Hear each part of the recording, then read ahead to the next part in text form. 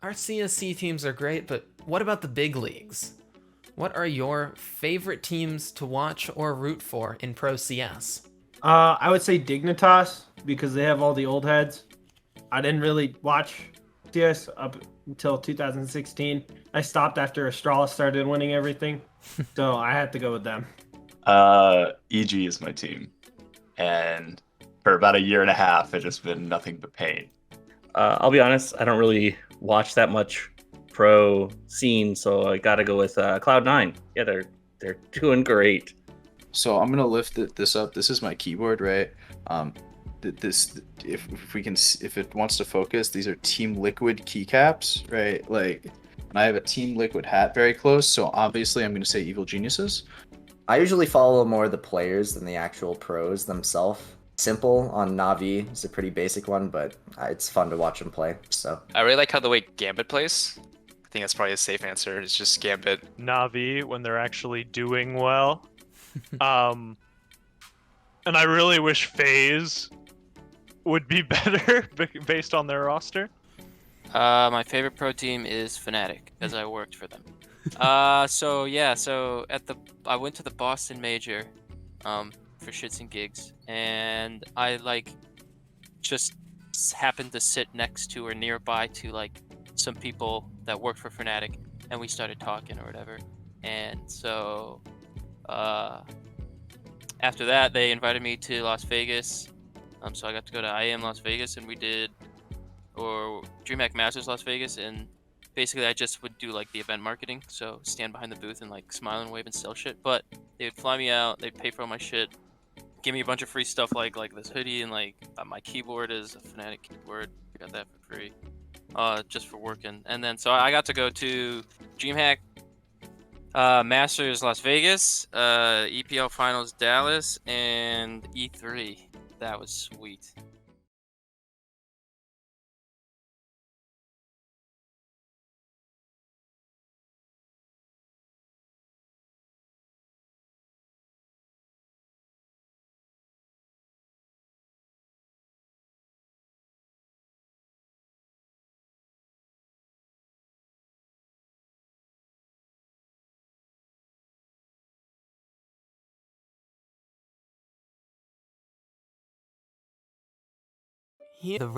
Thriving in his natural habitat, with nothing but the fresh air around him. He hears the communication of his various teammates, but does he really hear them? Drop smokes A. I'm all it off. Ah! Where are you? Rotate A!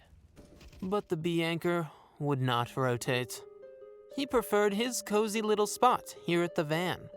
With cover from all sides and only one place to watch, the B anchor lived a simple life.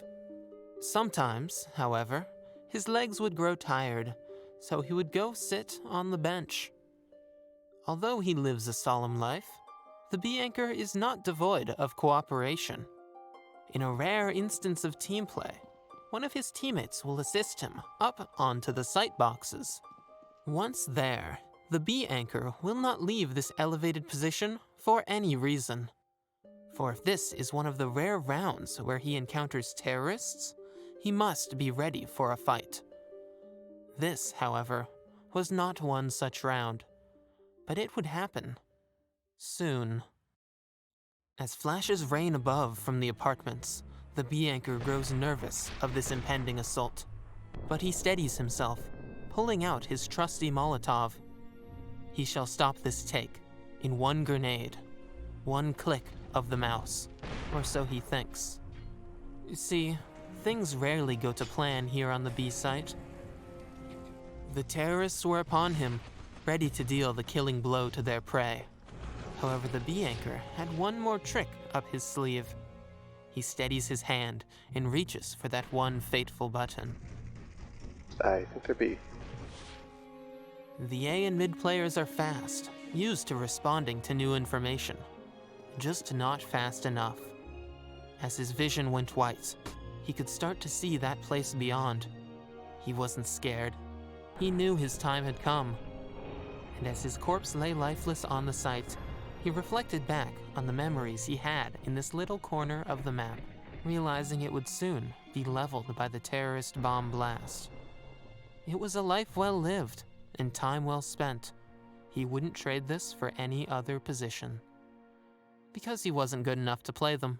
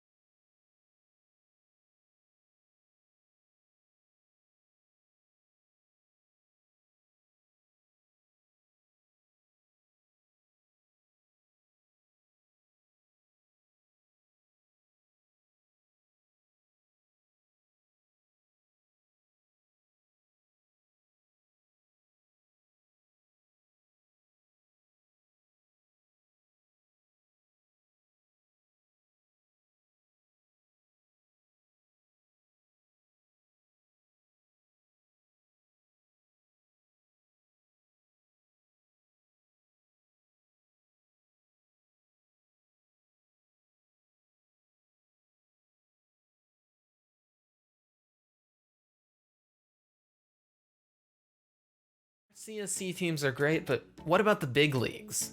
What are your favorite teams to watch or root for in Pro CS? I would say Dignitas because they have all the old heads. I didn't really watch CS up until 2016. I stopped after Astralis started winning everything, so I had to go with them. EG is my team, and for about a year and a half, it's just been nothing but pain. I'll be honest, I don't really watch that much pro scene, so I got to go with Cloud9. Yeah, they're doing great. So I'm gonna lift this up. This is my keyboard, right? This if it wants to focus, these are Team Liquid keycaps, right? Like, and I have a Team Liquid hat very close, so obviously I'm gonna say Evil Geniuses. I usually follow more the players than the actual pros themselves. Simple on Navi is a pretty basic one, but it's fun to watch them play. So I really like how the way Gambit plays. I think that's probably a safe answer. It's just Gambit. Navi when they're actually doing well. And I really wish FaZe would be better based on their roster. My favorite pro team is Fnatic because I worked for them. So I went to the Boston Major, for shits and gigs, and I just happened to sit next to or nearby to some people that worked for Fnatic, and we started talking or whatever. And so after that, they invited me to Las Vegas. So I got to go to IM Las Vegas, and we did DreamHack Masters Las Vegas, and basically I just would do the event marketing, so stand behind the booth and smile and wave and sell shit. But they would fly me out, they'd pay for all my shit, give me a bunch of free stuff like this hoodie, and my keyboard is a Fnatic keyboard. I got that for free, just for working. And then so I got to go to DreamHack Masters Las Vegas, EPL Finals Dallas, and E3. That was sweet.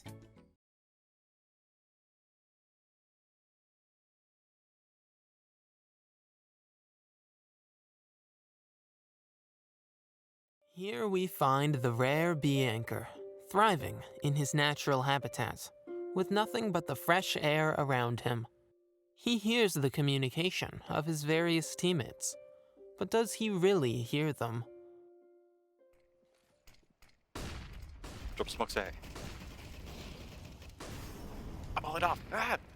Where are you? Rotate A. But the bee anchor would not rotate. He preferred his cozy little spot here at the van. With cover from all sides and only one place to watch, the bee anchor lived a simple life.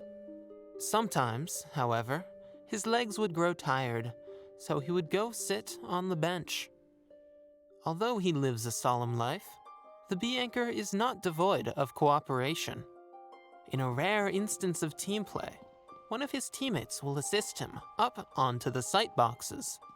Once there, the bee anchor will not leave this elevated position for any reason. For if this is one of the rare rounds where he encounters terrorists, he must be ready for a fight. This, however, was not one such round, but it would happen soon. As flashes rain above from the apartments, the bee anchor grows nervous of this impending assault, but he steadies himself, pulling out his trusty Molotov. He shall stop this take in one grenade, one click of the mouse, or so he thinks. You see, things rarely go to plan here on the B site. The terrorists were upon him, ready to deal the killing blow to their prey. However, the bee anchor had one more trick up his sleeve. He steadies his hand and reaches for that one fateful button. I think they're B.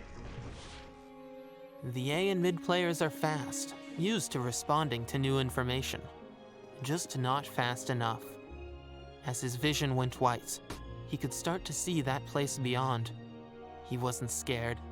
He knew his time had come. And as his corpse lay lifeless on the site, he reflected back on the memories he had in this little corner of the map, realizing it would soon be leveled by the terrorist bomb blast. It was a life well lived, and time well spent. He wouldn't trade this for any other position. Because he wasn't good enough to play them.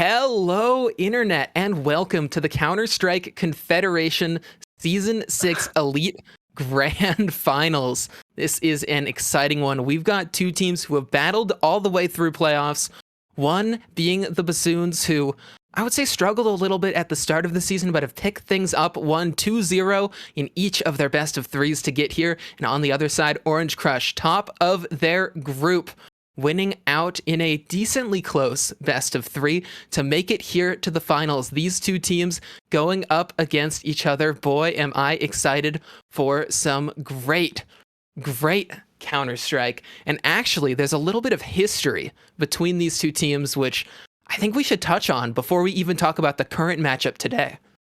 Yeah, that's right, Fuffy. By the way, folks, we don't have any nameplates on the screen right now, but my name is Max. It's good to be back. Finally, see you folks all in the Twitch chat. Make sure that you guys have your voices heard tonight. But yeah, the history between these two teams actually is that these two franchises met last season in what was the highest tier of CSC at that point, the major finals, and it was actually the Orange Crush that took the championship. Yeah, what is important in this? They were Legion of Boom.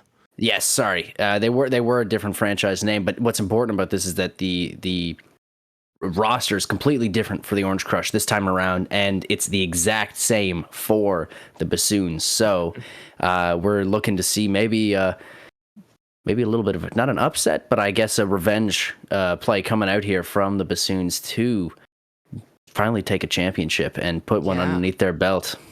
I mean, speaking of that roster, I believe we've actually got some stats that we can pull up of this squad. We can go ahead and take a look at those before. Sorry, Akish, I cut you off. By the way, yeah, Max, you did remind me we do have names. I'm Fuffy. Got Hawkish, Max over there helping me out on the desk, and they'll be your lovely casters to walk us through this one. So, boys, looking at these stats, is there anything that initially stands out to you for the Bassoons? Take us away, Hawkish. For me, I would say Bird. He has jumped out and ahead and performed in the playoffs. As if you remember, but if you've seen the stats, he had a 1.14 rating versus now in the playoffs, he's well over 1.2. So he has been performing in the playoffs. Kyle, on the other hand, hasn't been doing as great as he did during the regular season. It could be that maybe his aggressive style doesn't quite lend to the playoff atmosphere. But serious playoff atmosphere. Yeah, still in that vein, though. I wouldn't discount out Kyle at all, and I think he's the type of player to show up in these big situations and show up in these big moments. And although his playoff performance so far hasn't been the greatest, I would not at all count him out of having high impact rounds and having really important frags in this series. That's very true. Honestly, Kyle can have a lot of big impact.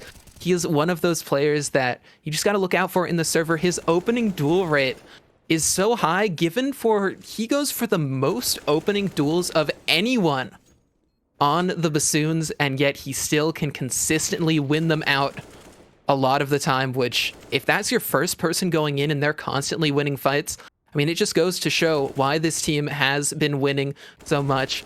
There are some other players, and I want to touch on the rest of this roster. There are two things. I want to talk about one player that's actually being subbed, but before that, I want to talk about Jaw, because Hawkish, you had talked about the difference in stats from Bird having just that 1.14, but then it's jumped up towards a 1.2 in playoffs. But actually, Jaw as a player is one who he was an AWPer last season, and in the finals last season, he actually really showed some strong kills, even though they lost it out. But this season, he's really struggled. We see that 0.87 rating, though in playoffs, I think he's really picked it up. And if he continues like that, that's a really good sign for the Bassoons.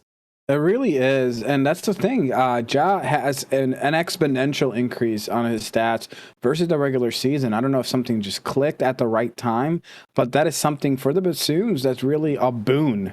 Especially going into a playoff final versus a team that, as you said earlier, they're trying to get some revenge.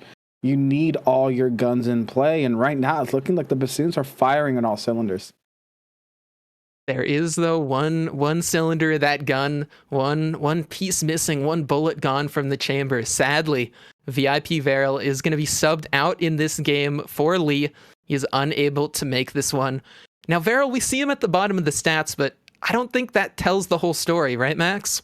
It really doesn't even come close. Not only in the server is Viral like just really a force to be reckoned with. He's one of those players on CT that you can just throw onto his site and you know he's going to anchor. You know he's going to play good Counter-Strike and not only really passive but also just aggressive. Even on the T side, you can see him finding really crucial impact frags, and so he's definitely not, despite the rating, definitely not someone to be overlooked in this roster. And not only that, but off the server, in kind of the dressing room, the virtual dressing room, we'll call it, he is really the glue of this team. And just, you know, after having interacted with him a fair amount and falling in love with the man just easily, because he's such a sweetheart, and he always is trying to make people laugh, and is always having a good time. And I don't think I've never witnessed him be in a sour mood, not even once. So I think it maybe mentally, this could be a big loss for the Bassoons if they maybe get down early on map number 1, or it gets late into the night. They will be missing Viral for sure in their comms and also on the server. So this could be a major blow. But then again, Lee arguably is a better stats-wise player than Viral, certainly stats-wise that shows. So will that come into play? Will that really impact this outcome? And will the Bassoons be better off? We'll have to wait and see, I guess. I will point out, Max, and if you remember our last game casting them, something not to discount is the chemistry. A lot of times the clutches came down to Viral and Bird. They were able to play off each other, whether it was creating crossfires or boosting each other into positions in a very quick and decisive manner. You're putting in a sub that maybe doesn't know how you like to play in these situations. That could create that little bit of hesitation that's going to give STC the advantage. Yeah. Well, there's one player that really has to tie all of this together, and one more for us to talk about before we head over and talk about the Orange Crush, and that is, of course, Obo, the caller on this team. I just wanted to touch upon Obo because, interestingly, in the regular season, he'd started picking up the op more, but along with that, he called what I observed as a loose style, though, Hawkish, I believe you have a little bit of an inside scoop being within the same franchise. They plan to play more tactically now, correct? Yeah, something that that they had talked about before the playoffs started is that this is something that they were going to take more seriously. They didn't want the same mistakes that happened last season to carry over into this season. So said they were going to take things more seriously. They were going to play, run more tactics, run the ship, as Obo likes to say, a little bit sharper and tighter.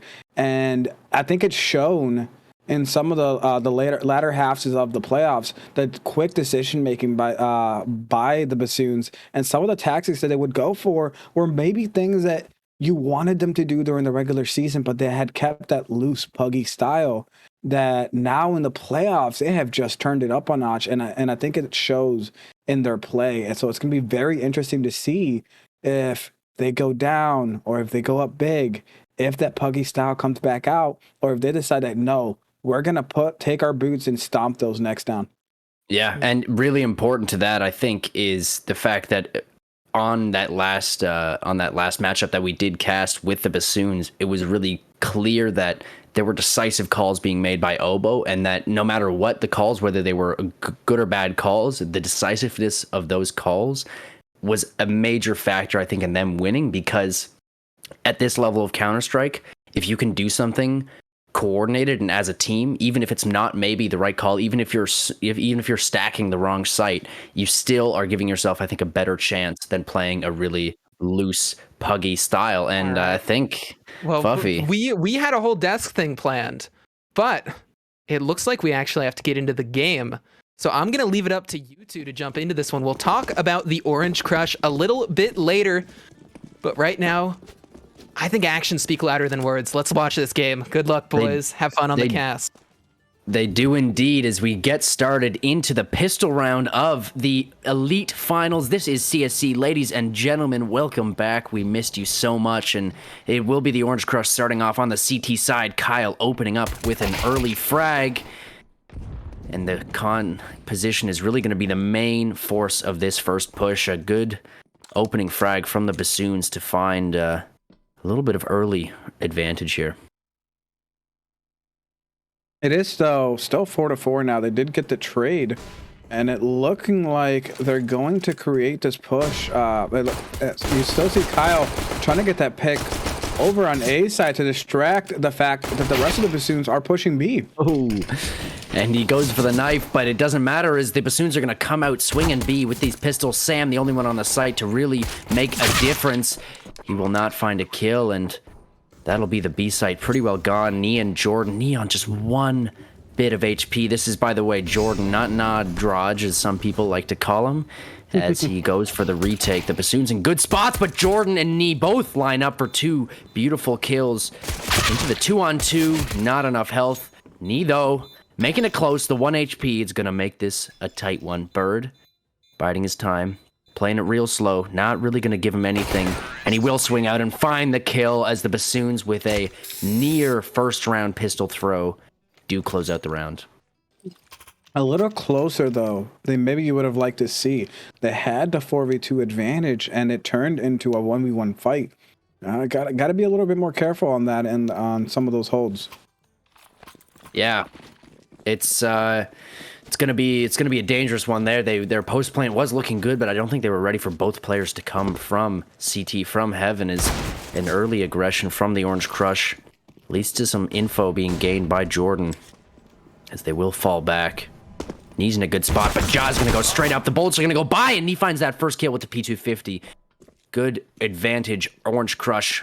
130 left in the round, and despite being down a man, that was just a Mac 10. That's out of the round now, and these rest of these Bassoons on 2 AKs and the Galil for Oboe. The spam from the Deagle gets that kill, but it's yeah, Kyle Oboe gonna come back in with that Galil. Tuxie does fall, and the Bassoons again with a one-man advantage as the Orange Crush just on Deagles and a P250 on Knee. Knee did find the opening, but has fallen silent as these Bassoons look to clean up the map and clean up these kills. They do pretty well have control of B site here. Sam in that Heaven position does get taken out through the smoke. It's a beautiful shot from Oboe. Gets spammed down by Fart, but the trade does come through quick as anything, and Knee has found a kill with that Deagle. Looks like we once again have Knee, though, has the last man standing here. Mm-hmm. Oh, not gonna get as much luck as he had last time. No, they did not give him any fights there, and it's 2 on the board for the Bassoons pretty early into this match. And 2, I would say I like the pace of those early rounds there. Nothing too slow. The Bassoons not afraid. They're not playing like they're scared or worried about the potential of these Orange Crush here. So we're off to a good start, and we'll just be the Deagle force out again from the Crush here into round 3. Oboe and the rest of the Bassoons, they're just going to come charging up short here, and Fart first to take his head off, but Tuxie with a nice shot from the Deagle goes for the spam on the second and gets traded out pretty well, and Jaw gonna make a madness in the con as he does finally fall, but 2 Mac 10 kills to farm some of that money for the op. It's a good few kills, and Sam finds the Deagle headshot onto Oboe into the 1-on-2. It should not be winnable here for Sam. Maybe some more eco damage. Yeah, don't count him out, though. It is Sam. Sometimes he pulls something, but never mind. Bird decides to shut me up. And right there, that boost, beautiful. Just what you were talking about in that pregame there. Things like that, decisive kind of team play tactics, not team fight tactics, team play tactics coming out from the Bassoons happens very often. You'll see boosts like that. You'll see, flash assists all over the map, everywhere. And it doesn't matter as we get into round number 4, Bassoons 3-0, and this is the real first gun round. This is the first test of the Bassoons. Can they keep the ball rolling, or can the Orange Crush finally find a way into this match? And I think they will, and I like the fact that they're playing things carefully. They're not just rushing onto a site. They're trying to see what information they can gather and try to play off either picks or rotation pushes. And so far, they're playing this one rather slow here, Max. Yeah, and then this is a different pace now. The Bassoons know that the guns are in play.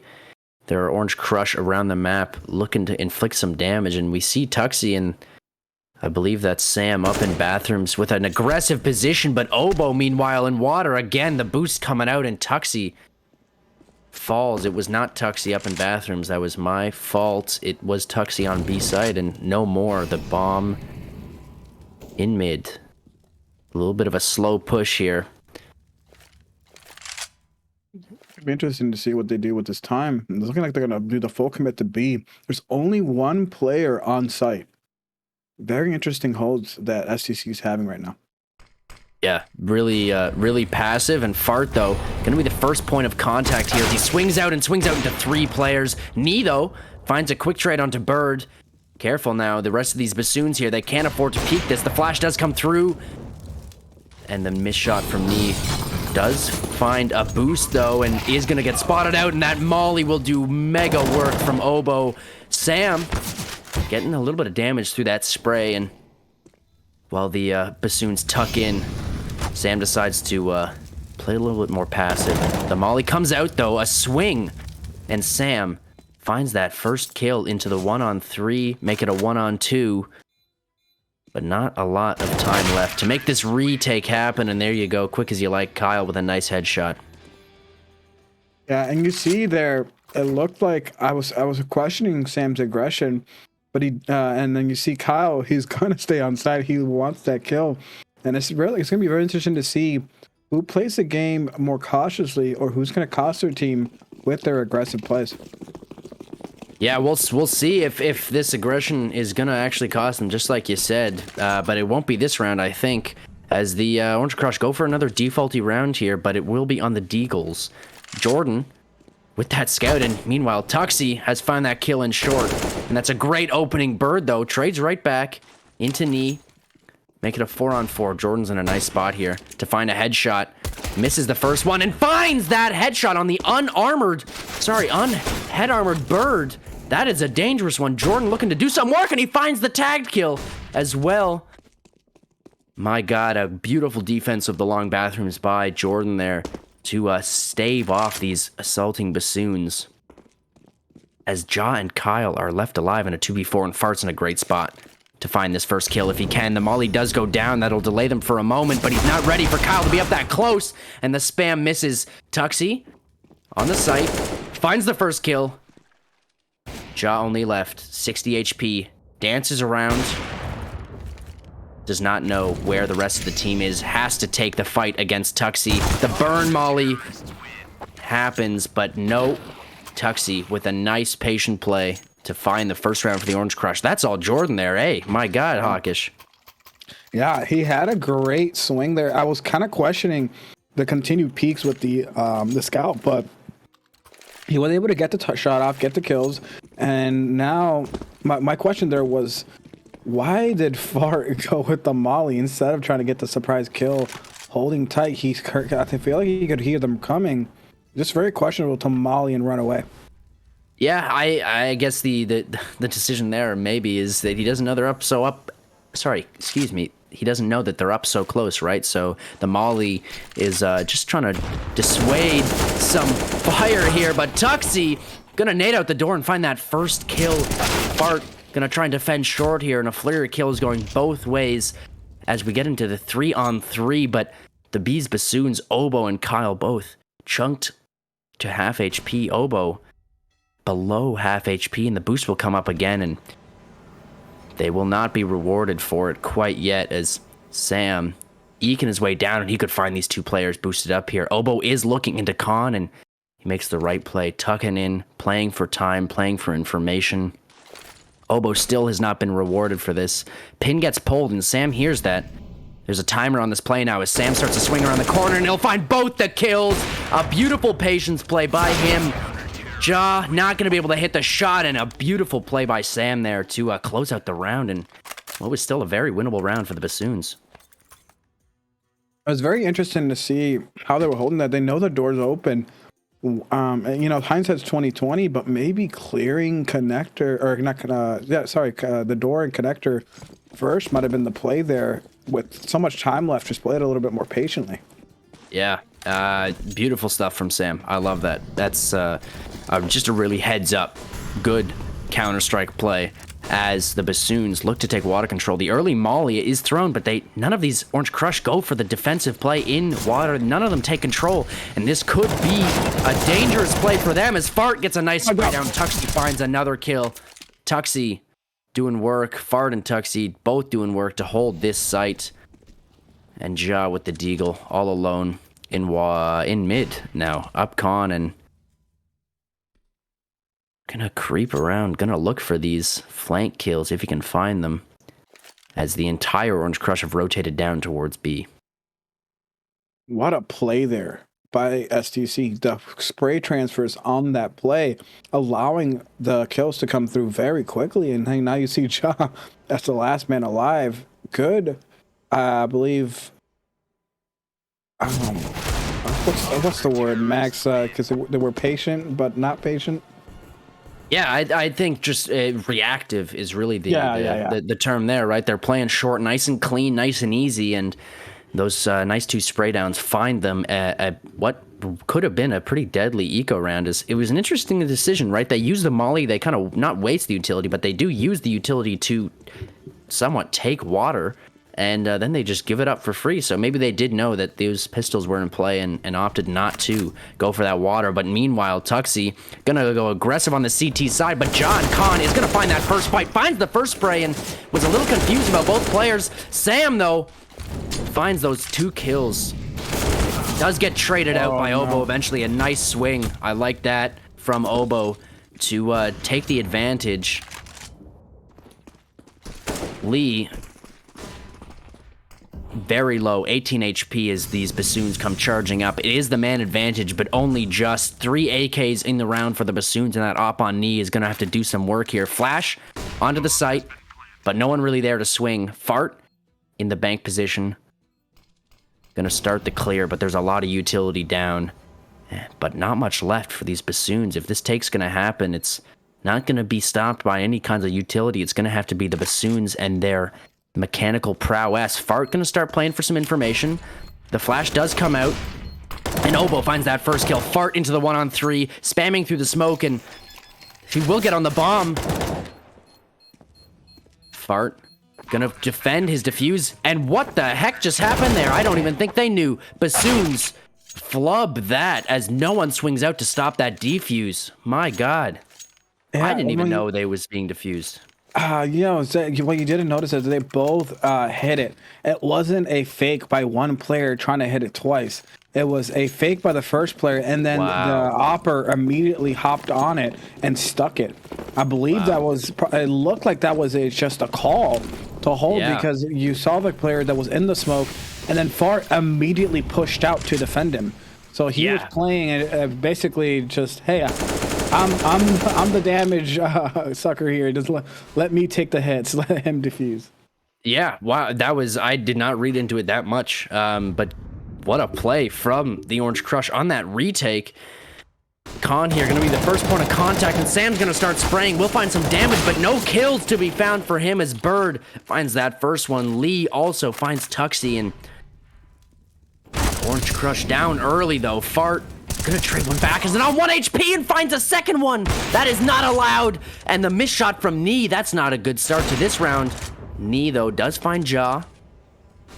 And these Bassoons are gonna tuck tail and run. Wow, at least the recovery there by Knee. That's here comes the fake. There. Oh, the fake out. You're right.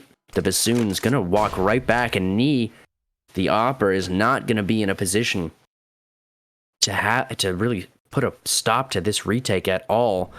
Bird, Kyle creeping their way up. Jordan in the graffiti position in a nice spot, but not in a good spot to stop this plant. The bomb will go down, and neither of these Bassoons are gonna even bite for an inch, and Jordan with a nice headshot to start off the retake. Looking for the second kill, and it's gonna be Knee who's chiming in from heaven to find that. What a retake by the Crush, and what a hold by Fart on 1 HP to find that second kill. That is crucial. And the Orange Crush up on top, as after the Bassoons, I think, went up 4-0. Yeah, I think it was 4-1. But it was very interesting how the Bassoons played. It was a patient play. They went for the fake.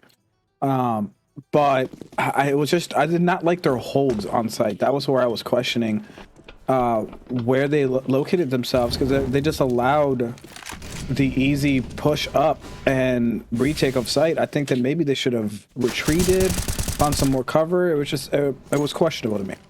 Tuxie again pushing up long, and this time he'll be rewarded for it. It finds that kill onto Lee. Folks, by the way, that broken or not even, or just missing name on those bassoons there is Lee. So I was struggling with it at the beginning there too, but we got the hang of it now. It is Lee.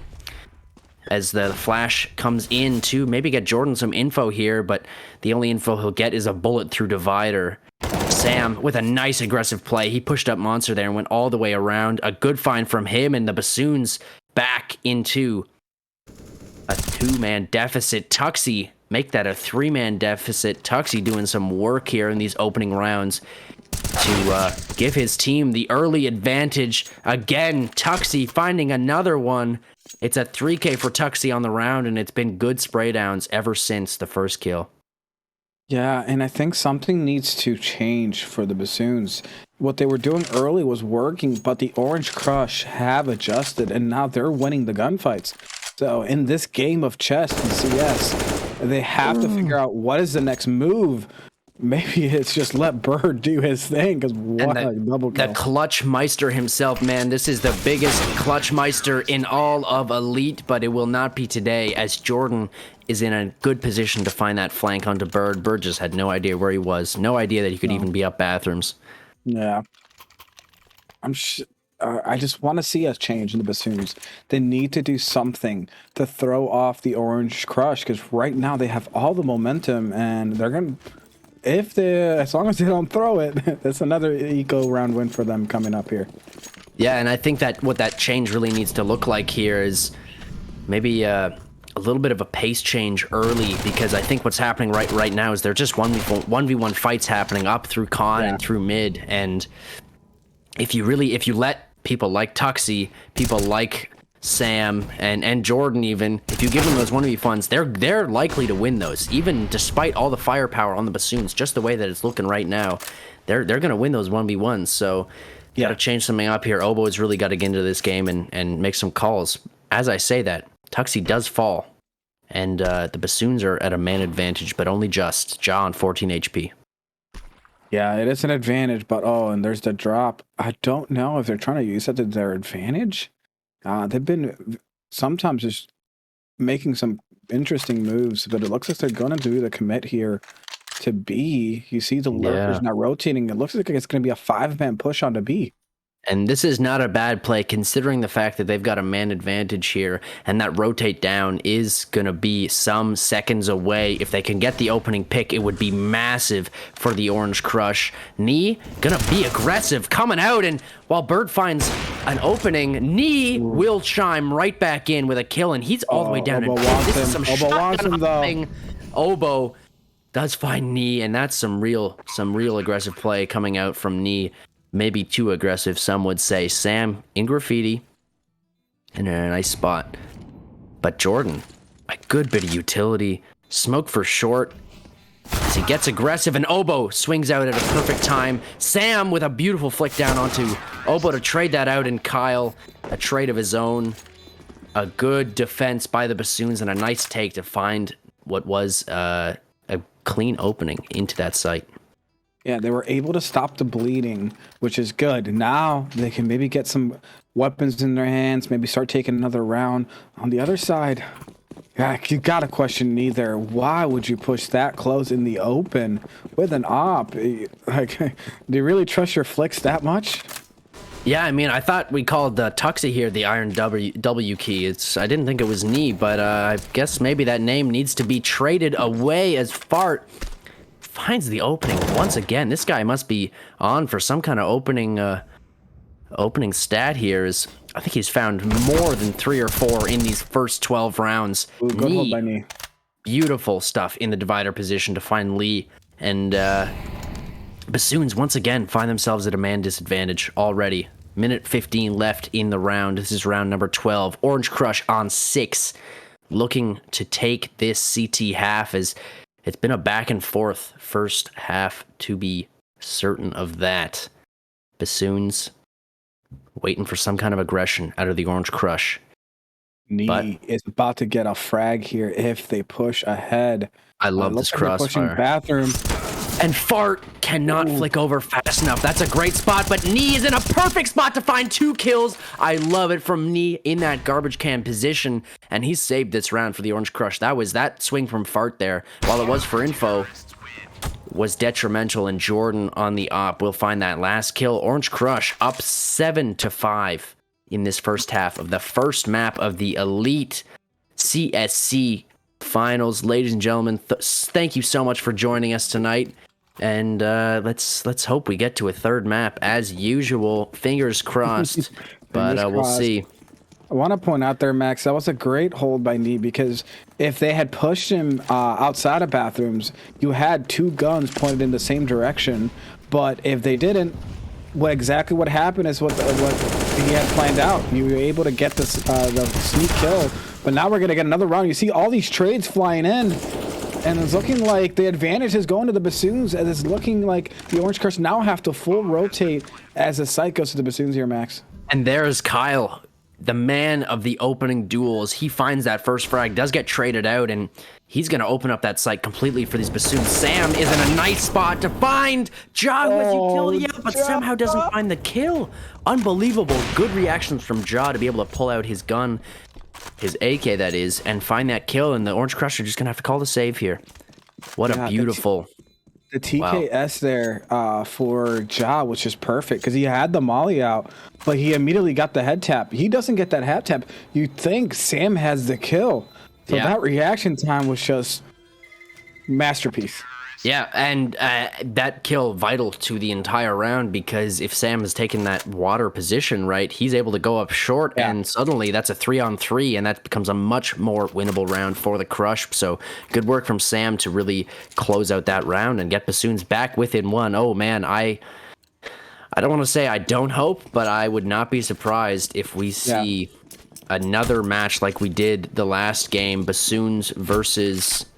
Who was that? No, it was Orange Crush versus Lions, right? 1 round back and forth every single time. And I'll probably give Mr. Fuffy, who I know who's muted at the moment, a little bit of PTSD if we get into another double overtime matchup.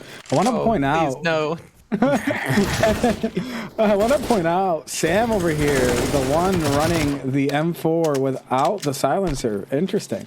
A dangerous play, and the Bassoons thought they were getting into this round after winning that last one. Again, Bird is good for 1, good for 2, good for 3. They're just swinging him.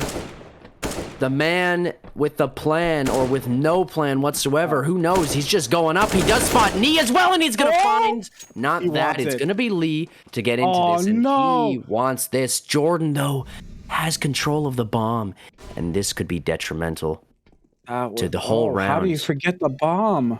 This is a textbook rookie play, and Jordan's good for the first. Bird wants it. Bird wants the 4K. Bird wants the 4K. Oh, he got the bomb. He got the bomb. Bomb gonna be found, picked up. Gonna go back up, and the rotate will come through for Jordan, but Bird is really aware of this.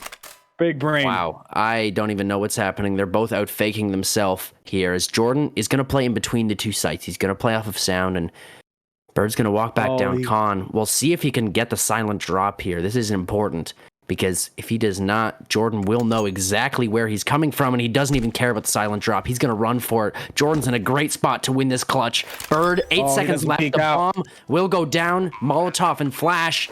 He's going to play the site. Defensive smoke. Very smart. This is a big round for Bird to win. He's made it happen. He's found his way here. He's worked his entire team back in, but Jordan has purely outplayed him. My God, that bomb being dropped in Con, or just outside of it, is the reason they lose this round. And that right there, ladies and gentlemen, the slightest of margins as the round falls. And we are into round number 15 already of this first half. Yeah, and that is just the 200 IQ plays against each other, because you saw both players did not commit to either site. It seemed like they were both trying to go for fakes. You saw Jordan smartly waiting to commit to a site. And it was just awkward timing for Bird on that turn as you see Tuxie trying to get this early kill. I want to point out though, Max, Bird already with 16 frags and we're only on round 15. Yeah, I mean, we talked about it in the beginning, Bird, and just a really integral piece of this Bassoons team and has been showing up all playoffs long. But he's going to have to really hard carry his team here if this is going to be the performance coming out from the rest of his team. Sam going to play the patience game, see if he can find some more kills. He will eventually go for it. But I like that aggression from Sam to find that opening. And the Orange Crush looking strong Jordan in here. this CT half. Jordan's in a great spot. Bird with a beautiful Ferrari swing to find that opening. Knee going to have to do work. Will find the first leg shot. Does not go for the wall bang. Obo does get the bomb down, and the water drop will be heard. They do know there's 2 players in the pit now. A good flash from Fart, but this MP9, how much can it do, really, to retake this site? And the Bassoons have tucked in. Obo so low. If any kinds of utility comes towards him, he could be completely screwed, and he is going to be completely screwed as Fart finds 2 kills with the MP9 to secure the round and to secure the half for the Orange Crush. My word, what a start. What a really, I think, a convincing start from the Orange Crush here. Yeah, and you want to see more from Ja and from Obo. Right now, they're just not, I think, performing to the level that the Bassoons need to take this fight from the Orange Crush. Orange Crush, a solid all-around performance. Every player over 10 frags. Every player contributing to this team, and 9-6. That's a pretty good start on a CT half on here here on Overpass. It could have been better, and I just think the way in which they won those rounds was so much more convincing than the way in which Bassoon won their rounds. Right, Bassoons, they won their rounds after being put into sticky situations, after being put, man down, 2 men down, things like that. Right, so it's not always the easiest rounds, and as these Orange Crush are gonna pile out of Monster, Bassoons gonna find 2 nice headshots to open up the round, and Obo's another one. Tuxie, though, does trade back, and Bird missing his shots as the Iron W key goes around the corner, does find the kill from Bird, though. My word, Tuxie, the knife came out. He did not go for that reload as he knew it was not gonna be fast enough, and that's a really important round win for the Bassoons. Oh God, Tuxie just cracks me up because he's the type of person that I think in a real fight would shoot his gun as soon as he's out of ammo. He'd throw the pistol right at him. That is exactly the kind of person that Tuxie is. He would throw the pistol right at you and go for the knife kill. As we find ourselves in round 17, water control taken by the Bassoons, and I was confused about where that shot just came from, as was Kyle, but it does not matter. Oh, that's where it's coming from. Okay.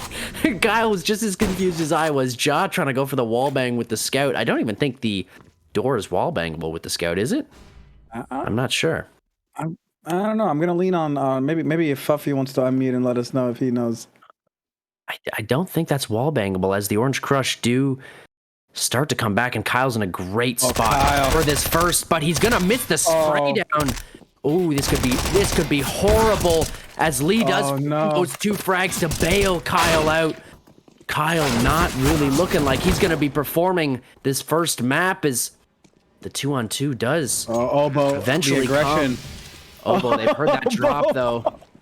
He misses the jump up, and these Deagles from the Orange Crush have been doing work. Oh, finds the first, runs out of ammo, and Knee on the reload somehow finds the second frag. Ja does fall, and the Orange Crush, in a round that they should not have won, claw their way back in with a bunch of kills from everybody on that lineup. And look at this. Look at the Orange Crush right now. The lowest amount of kills on a player right now is 12. Three players of them are tied for it. 3 players share 12 kills. Unbelievable from the Orange Crush. Early goings here. The game is still close, but yeah. That play from me though, that quick reaction to shoot the other man off the reload. He should have died there, so you got to give credit for his reflexes there. And Bird missing those shots is Kyle will find a headshot of his own. Oboe on this Nova. We're going to see if we can do some work here, but the site is completely overrun by Orange Crush players.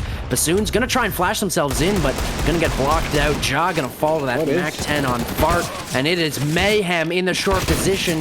Somehow, Oboe comes out with that Nova and finds a kill. That was a complete mess in short there, but it will be the Orange Crush who lose 2 players, almost 3. Fart with 1 HP as that round ends.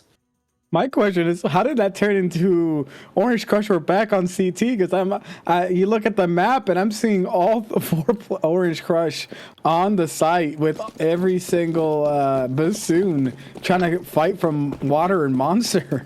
Yeah, I think the Bassoons went 3-man water take, which is not a bad thing when you're down in the armament and kind of utility department, as Tuxie finds an early frag. The trade does come back, and Tuxie just racking up some money on that Mac 10s. I hear more chat ticks. This is, there's some trash talking happening here. And Kyle, like you said before, or maybe, I'm not sure if you mentioned it or not, but he has confirmed that he is going for the Zeus kills. Jordan, a good take into long to find Kyle, and that really opens up the site. Oboe in bathrooms on the flank, but they know he's there. He does get tagged out, or they do not know the bomb is being planted bankside. We'll see on this push. Oh, Oboe! It's Whiffs so that unfortunate first you shot. can't whiff that shot. And Ja gonna get his head taken clean off by the Mac 10 of Jordan. Once again, though, Max, you saw 2-1 on the kills.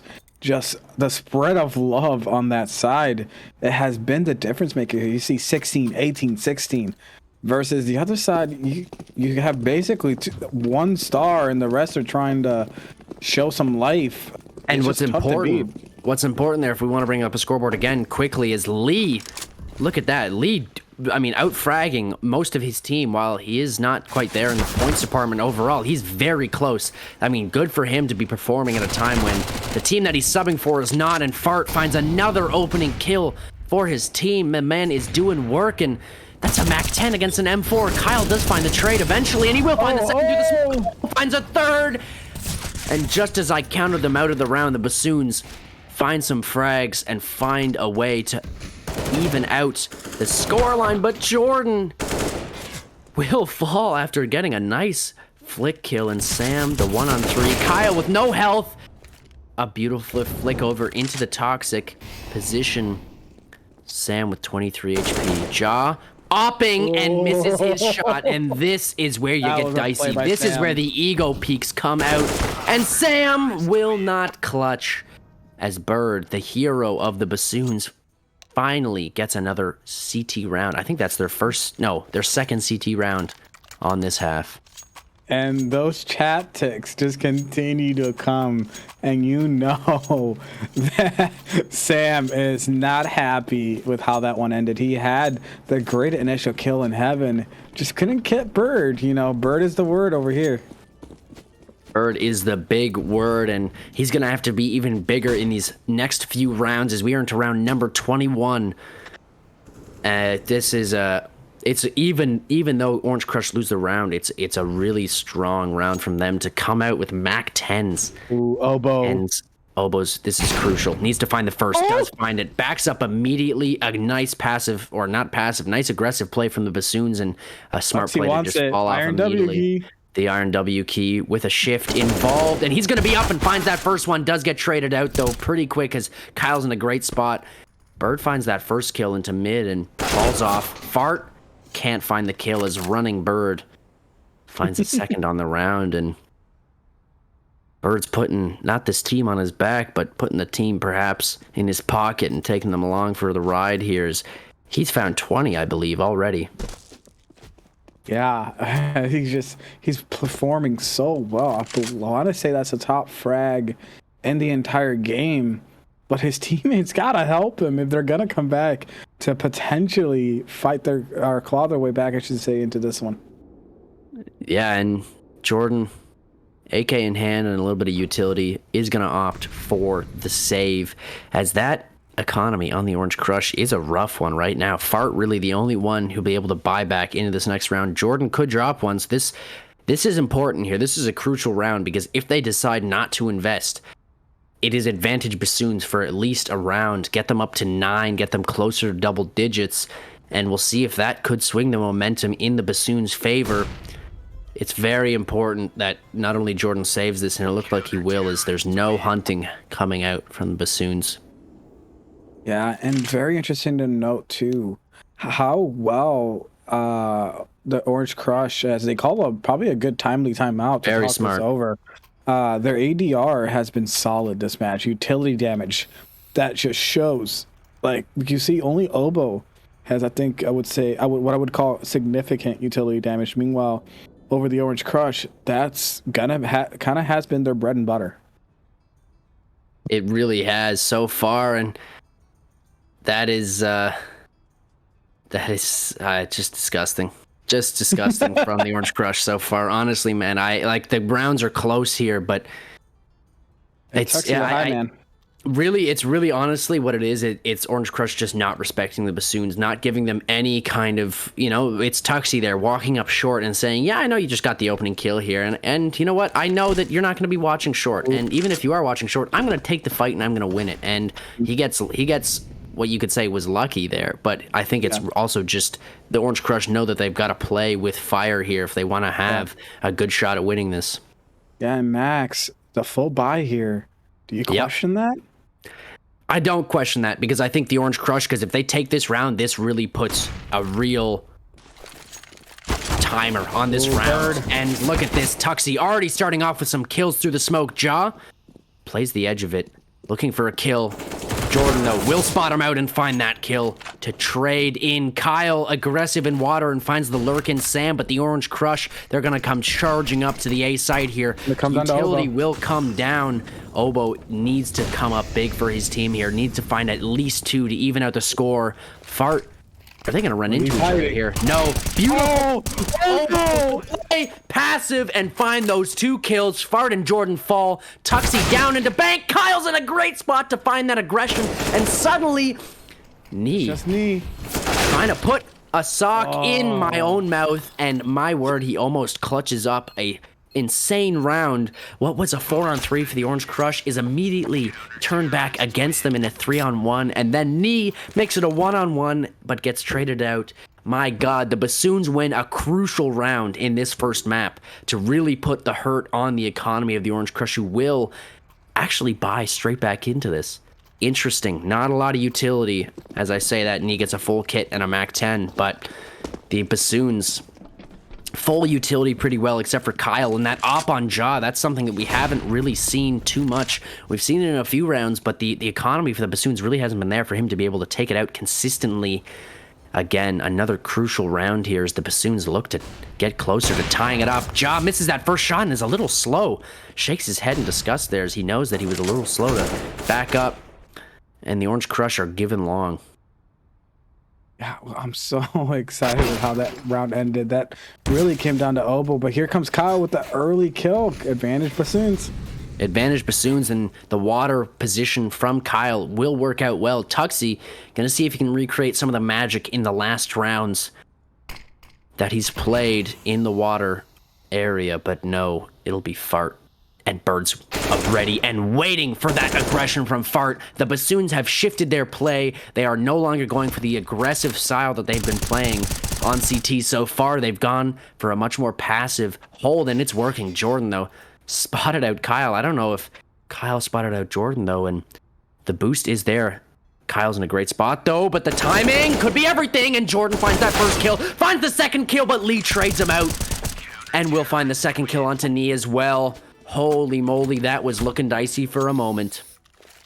It really was, but here come the Bassoons. They have clawed their way back in, as we said, the entire team adding in. You see Bird still, though, 23 frags, but Kyle and Oboe right behind him, finally getting to this fight. Yeah, and that's really the difference that we're seeing now. The style of play has changed, and we see that the rest of these players on the Bassoons are chiming in now finally, and this is the first eco that we've seen in a long time for the Orange Crushes. They're gonna go up long. This is a classic Orange Crush maneuver. If you folks have never played with someone like Fart, I'm certain that is the man who's made this call, because anytime I pug with this guy on overpass, he's like, you know what, guys, piss around, eco round, we run up long as a unit together and take fights. We'll see if it works out. Ja does find a wild kill on me. I had no idea to even aim at there. Bird finds Fart as well, and what should have been a foregone conclusion is already, and that'll be the tying round for the Bassoons, down 12-8. They make it all the way back, 4 rounds in a row for the Bassoons, and just as I thought, just as I was praising the Orange Crush, they let it slip out of their hands here, and it's a tie game, just as we wanted, a tight, close game. And now maybe Orange Crush need another timeout here, Max. They gotta do something to stem this bleeding.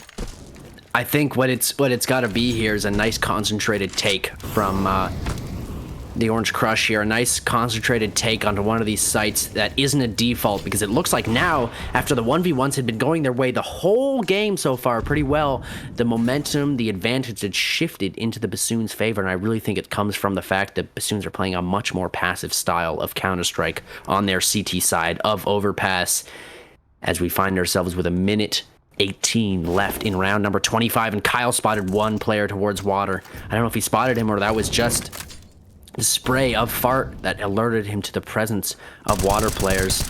He will spam, looking for some kind of damage, and Tuxie looking for that boost that has been happening all CT half for these Bassoons. And silence falls over Overpass. Patience. You know, very interesting to see coming in from the Bassoons here. Yeah, good patience from the Bassoons. Their hopes and dreams lie in this Overpass, I would say, because really it's vital that they take this map, I would say. As the execute will finally come out here, the flashes come down, counter utility dropped, and that's a good opening by Lee. Playing like a madman, Kyle finds another one, and the Orange Crush into the 5-on-3. Obo comes through the smoke and finds another one, and these Orange Crush are falling like flies. Kyle, you madman. Sam, though, low HP, not enough time to do anything but find kills. He will find Kyle, but no, this is not doable. The Bassoons win the round and take the advantage. Sam just looking for some extra damage and will not find it. And the Bassoons on 13, and they call a timeout. What are they talking about here, Hawkish? What are they doing? Despite being on a roll here, you think this could hurt them? Do you think this might stop their momentum? No, I honestly think it's what we touched on before this match, Max. The Bassoons are playing this very carefully. They do not want to give an inch to the Orange Crush. They have seen how well the Orange Crush play when they have the momentum. I think right now Obo is saying, hey, let's end this now. We're not taking this to overtime. Yeah, that's really the talk in the camp of the Bassoons. And mind you, folks, this is Overpass, which is the Bassoons map pick. But Orange Crush, no strangers to this map. They've played this map over and over and over again throughout the season. This has been a highly, highly contested and played map for both teams. So to see the Bassoons, this is wild from the Orange Crush, and somehow Lee finds that saving kill. Ja gonna fall back and finds the P250 kill onto Jordan. I don't know how Nee stays alive there. Actually, I do know how. Sorry, not Nee, Ja. But he will not survive for long. Bird gonna chime in. So will Kyle on that op, and my God, that was a Lee play right there to defend his opper. The substitute coming in big, coming in massive. That's, I mean, 17 and 21 is no score to snuff at whatsoever. Outfragging both Ja and almost outfragging Obo. It's a good showing from him. My interesting thing to point out, look at that double op hold by the Bassoons. Yeah. Kyle, who hasn't really, not that he's been a slouch on this map to say, but he's not really had the same prowess as he would like to. And Tuxie gonna go for that opening duel, and he'll find the kill onto the savior of last round, Lee. Oh, Obo wants this. And he is waiting. He's in a great spot for this, and Tuxie's gonna get flashed through, and Obo's in a nice spot to find that kill. They do go through the smoke, and they will be punished for it. Obo playing a beautiful spot as these Bassoons equal up the score line, and the Bassoons look to take match point here. And and that was a good take there. Sorry, I don't mean to cut you off. Oboe, I don't think. Sorry, Tux, I don't think was expecting Oboe to be that close. So not at all. Quick swing to the corner and back onto the smoke. Now the Bassoons have a chance here. It could have gone very badly on that B push, and now it's looking like an A push coming in from the Orange Crush. They're playing that very patiently, though. Yeah, I wouldn't count those chickens quite yet. As the Orange Crush, they are posturing. They are looking for some kind of opening kill, some kind of advantage to secure this A site. But if Kyle decides to swing back into either Bathrooms or Banana, he could be rewarded with a kill and completely put a stop to this Orange Crush push. Kyle, though, gonna opt to go into long and play a little bit more defensive, and it's up to Bird to find this first one. He does find the spray. Kyle with the shot. Bird with the second kill as well, and it's poor old Sam all on his own as the Bassoons find the 15th round. Bird coming out big in that round. He's gonna drop 30 on the map. Ladies and gentlemen, that's what I'm talking about right there. Bird. My word, Bird. It's all Bird going into the what is round 28 of this first map, and it's now crunch time for the Orange Crush, who are up so well. They were doing so well as that beautiful Molly comes through, but it's not even going to be in a position to hit anybody as Kyle is going to swing out into 3 water players, and Sam is going to find Oboe, and that's nearly the sight gone as Lee is going to have to come up big, but he will only find one. Sam finding that nice kill onto Lee, and Ja with that op, enough money to buy back into the next round, but it's really Lee there with not a lot of cash, and neither is Kyle, so the economy of these Bassoons not in a great position despite the fact that they've won quite a few in a row. Yeah, you see, Ja, I don't know if I like this aggression from him. He's going to get swung here by knee, but good timing to run away. While the Orange Crush were able to win this one, I want to point out the fact that crossfire for Kyle and Bird the previous round, very smart. It led to confusion from the Orange Crush, not really able to see where everything was coming from. We're going to see if Ja can get this pick here. They need it. Oh, great pick by Ja. Knee goes down, and that could matter with these rounds so close to our match point. Yeah, this is vital because Knee doesn't have a lot of cash here.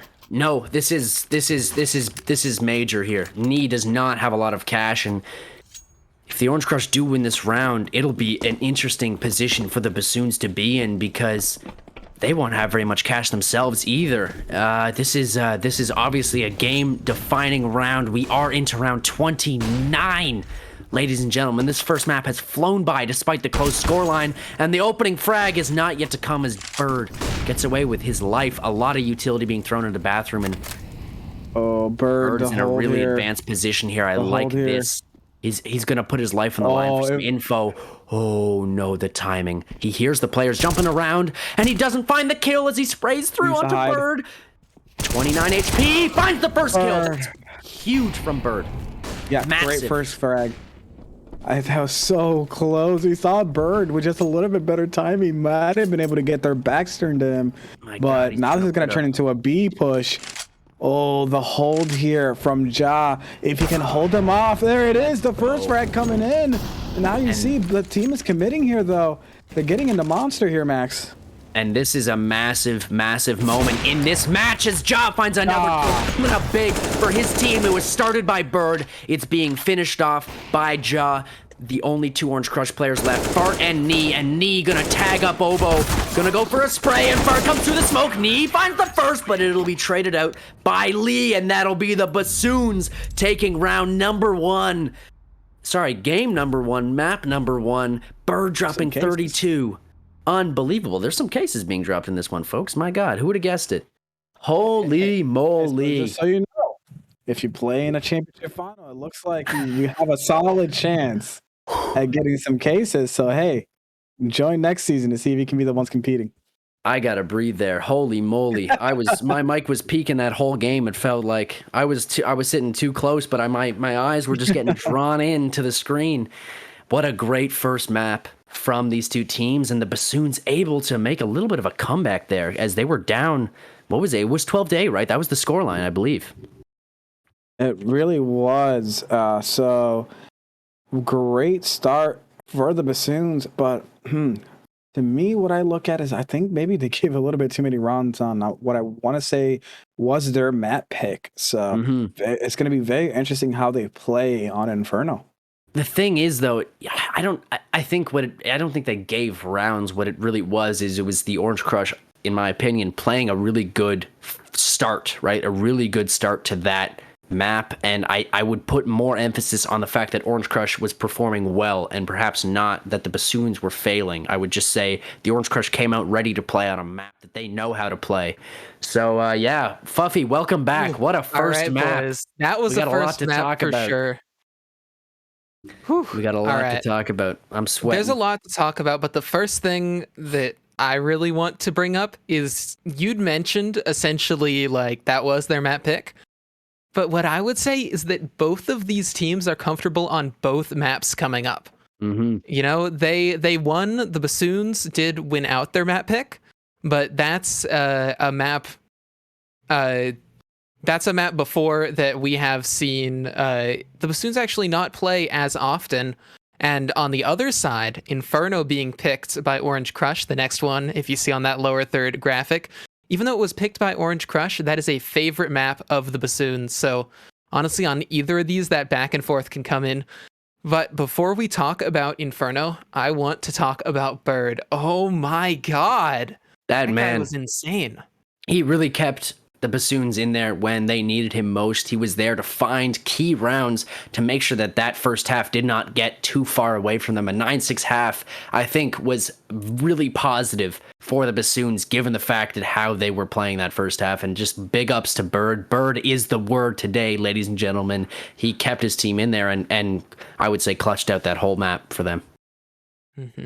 It was essentially a game of they stacked on B and then trusted Bird to hold A. And my God, could Bird hold A? Yeah. And so Bird just sort of tore through them there. And then every time they went to B, it was an obvious one. Usually on a map like Overpass, A control is the one that you need to default more towards. And then B's the one that, you know, you hit more plainly. You got the B rushes, you got that kind of thing coming in. But those were just sort of red. There were a couple rounds, like the one where they pushed into water and they just lost 2 picks immediately, and that was the round handed to Orange Crush. But other than that, the Bassoons just locked it down. And on a map where just essentially leaving a player somewhere that you trust and then stacking another side, this is where I want to segue to Inferno. Because Inferno is a map where if you have one good player on Banana, you can stack 4 players on A and just lock it down. And I think that's something that we should have an eye out for, because players like Bird playing there on that B site can just be the solo anchor and allow those stacks to come in. We might see a very similar map, but at the same time, you never know with how these CSC games go. You really do never know. And Inferno is going to be massive, I think, for Obo. It's going to be a real test because, again, we talked about in the pregame, he's IGLing for the Bassoons, and I think this is going to be a test of his mettle as the Orange Crush, having played on both these teams, having sub for both these teams, the Orange Crush, their Inferno strategy is very aggressive, and this is a real test to a team that maybe prides itself on its team play and communication. If you have Tuxie, the Iron W key, pushing up Banana every round and winning fights, where is that going to go, right? Where is that going to leave you hanging? And it's going to be a real test of the utility of these Bassoons. But where has Tuxie really gone in general? If you look, we see Tuxie there at the top of the regular season stats for Orange Crush. But in that game, he was okay. He found some opening kills. He was able to get aggression going, but he never really got more than that one kill. He was never really able to be the star that we know he can be, just getting all of these kills, getting like multis, just essentially winning rounds flat out. And instead, you know, he kept his own personal numbers up, but it wasn't enough to win these rounds. Whereas Bird, he kept his numbers up and skyrocketed them to the moon. He was winning rounds off of his own individual skill. And if that continues, I think Orange Crush just fall flat. We never really got to our predictions on these, so I want to ask the two of you, who do you think is going to win this next map? And I guess that will then tie into who you think will win the whole thing. Yeah. Yeah. Well, unfortunately, the game started before we could really make those predictions. Again, this is now in post looking like we're all going to be biased here, but I got to go with the Woodwind Gang. I got to go with Bassoons purely because I think that their style of Counter-Strike is a much better style of Counter-Strike when compared to the most of these CSC teams that do play a very puggy style of Counter-Strike. So when you see their kind of more cool, calm, and collected play style matched with the star power that you see in Bird and in Kyle a little quiet on that map, but I give the Bassoons the advantage going into this second map as well. I think they're going to take over, Inferno. I think this will be a 2-0. Please prove me wrong, because I'd love to go through a third map, but I think the star power is just too heavy, and that team play is going to be too big for the Orange Crush to overcome. All right, what about you, Hawkish? Who do you think is going to be taking this one? I know you might be a little biased. Look, it might be a little biased, but come on, guys. It's Bassoons. Yeah. You know, the way they're playing, I was very interested to see that the Inferno being picked by Orange Crush, which is generally a Bassoons pick, if they're unable to get overpass. So at the end of the day, I still think this leans towards the Bassoons' advantage. I'm going to be looking to see Kyle and Apps with that Zeus that we keep mentioning, see if he can get a couple kills with that thing. And Bird on B, I think it's just going to be too tough for the Orange Crush. But hey, Mr. RNW Key, he's really good on this map. This might be the one. Yeah. Tuxie is a very strong player on Inferno. He likes to work apps a lot of the time, and he likes to just try to find picks. I know that the Bassoons are a team that love to just pop out apps. It's sort of their default strategy. If you don't know what they're doing, you have no info, just assume that Obo's bringing the boys and they're doing an apps pop. He's going to smoke Moto, flash in. They're going to do that over and over again, and they need to be able to punish Tuxie, which so far they've done pretty well. They've limited him to just one kill and trading him out. And if they can continue to do that, if they dominate apartments, I believe that they dominate this game. I'm going to have to agree with you guys on the prediction front. I think that Bassoons win this one 2-0. But that being said, I don't think Orange Crush are completely out of it. If I had to bet money, I wouldn't take super heavy odds. I think this is still, a 60-40 match. And I think that the Orange Crush, they've come back from adverse conditions before. In the best of 3 that they played against the Lions to qualify for these finals, we saw the last map, Inferno, they were down. They lost, 5 rounds in a row after winning out a pistol? And then they just clawed it back. They showed resilience, and resilience is what they're going to have right here to win this one.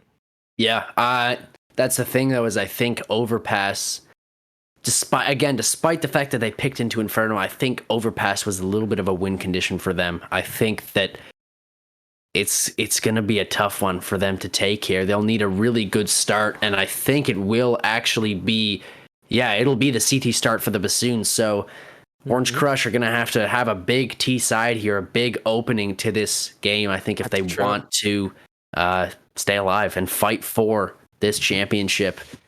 My God, we're getting some what do you want to call it? Some trash talk happening in chat here, Hawkish. There's a few Meisters in there, and a few keyboard warriors, as we might want to call them, talking some trash. And folks, we appreciate you no matter what you're talking about in chat. Make sure you keep it PG. And other than that, we love you all. We appreciate you all. We are in our bedrooms right now. Who would have guessed it? Because we are not at a LAN center right now. We are in fact all at home. LAN when?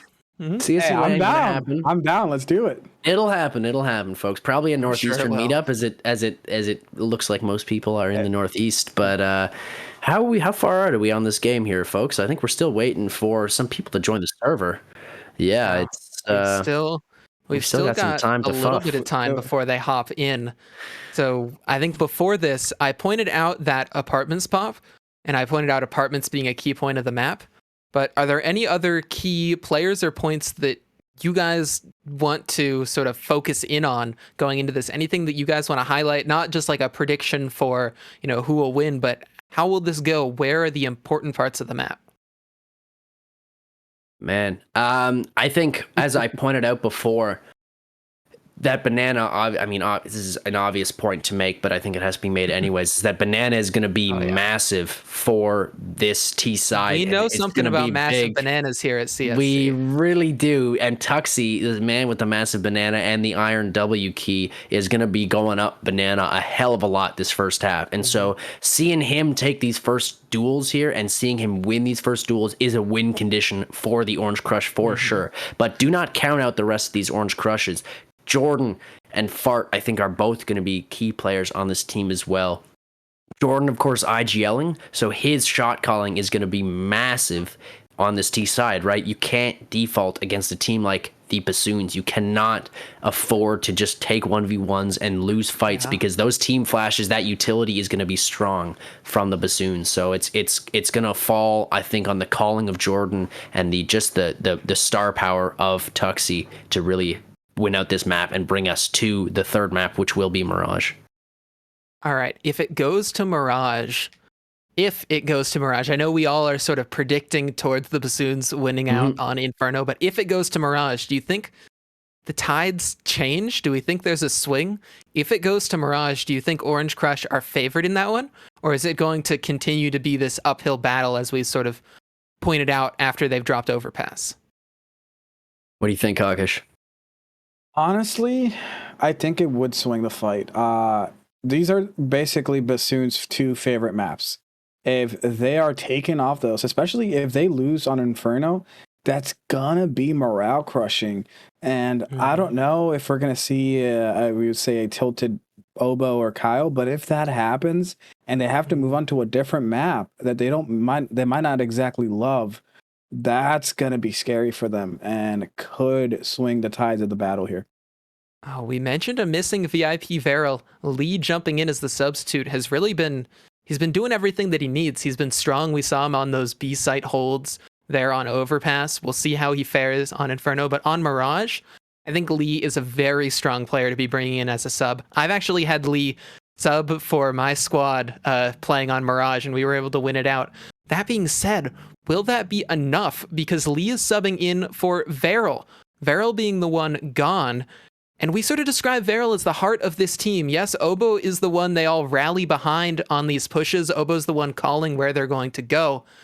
But at the same time, he's the wholesome man. There's no other way to describe it than that. We've had him on an interview here. I remember you guys brought him in. He put the hat on. So wholesome, so great. Such just a fun guy to be around. But if he's not there, I know players like Jaw and Kyle are ones more prone to just that shift in that break in mentality where they just get a little bit down on themselves or on the team and things just start to spiral out of control. And that's what Orange Crush have to hope for. They have to hope that, I don't think they would need to dominate Inferno in order to get that, but they need to make it feel like the Bassoons are sort of beating themselves. And that's also just on the Bassoons to make sure that they treat every round in isolation. Every time the score is 0-0, we're just playing it out. We're doing our best. We're not going to, get ahead of ourselves, think about, if only we closed it out on Inferno. No, they're going to do their best to close it out on Inferno. But if they can't, they're going to do their best on Mirage too. And if they don't have that sort of mental switch flipped, that's where they'll struggle. And that's where I can favor the Orange Crush. That's the one shining light that they have, being underdogs in this one. Yeah, and Mirage, I think if it does go to it, it is very much more a puggy map, right? It will definitely, I think, favor the Orange Crush because it'll be a position for the individual plays of people like Tuxie, of players like even Jordan is known to make those wild plays. And even we haven't really talked about him. I think Hawkish mentioned him before, and so did you, Fuffy. But Sam is also in a position where he's definitely able to come out and just win 1v1, 1v2 situations, not in clutch per se, but is in taking a site. Those are the kinds of players who, on a map like Mirage that's so big and widespread, you could win a round right there. You get an opening like that, and suddenly the round is lost for the Bassoons, and the other way around too. You put one of those players on a site to hold.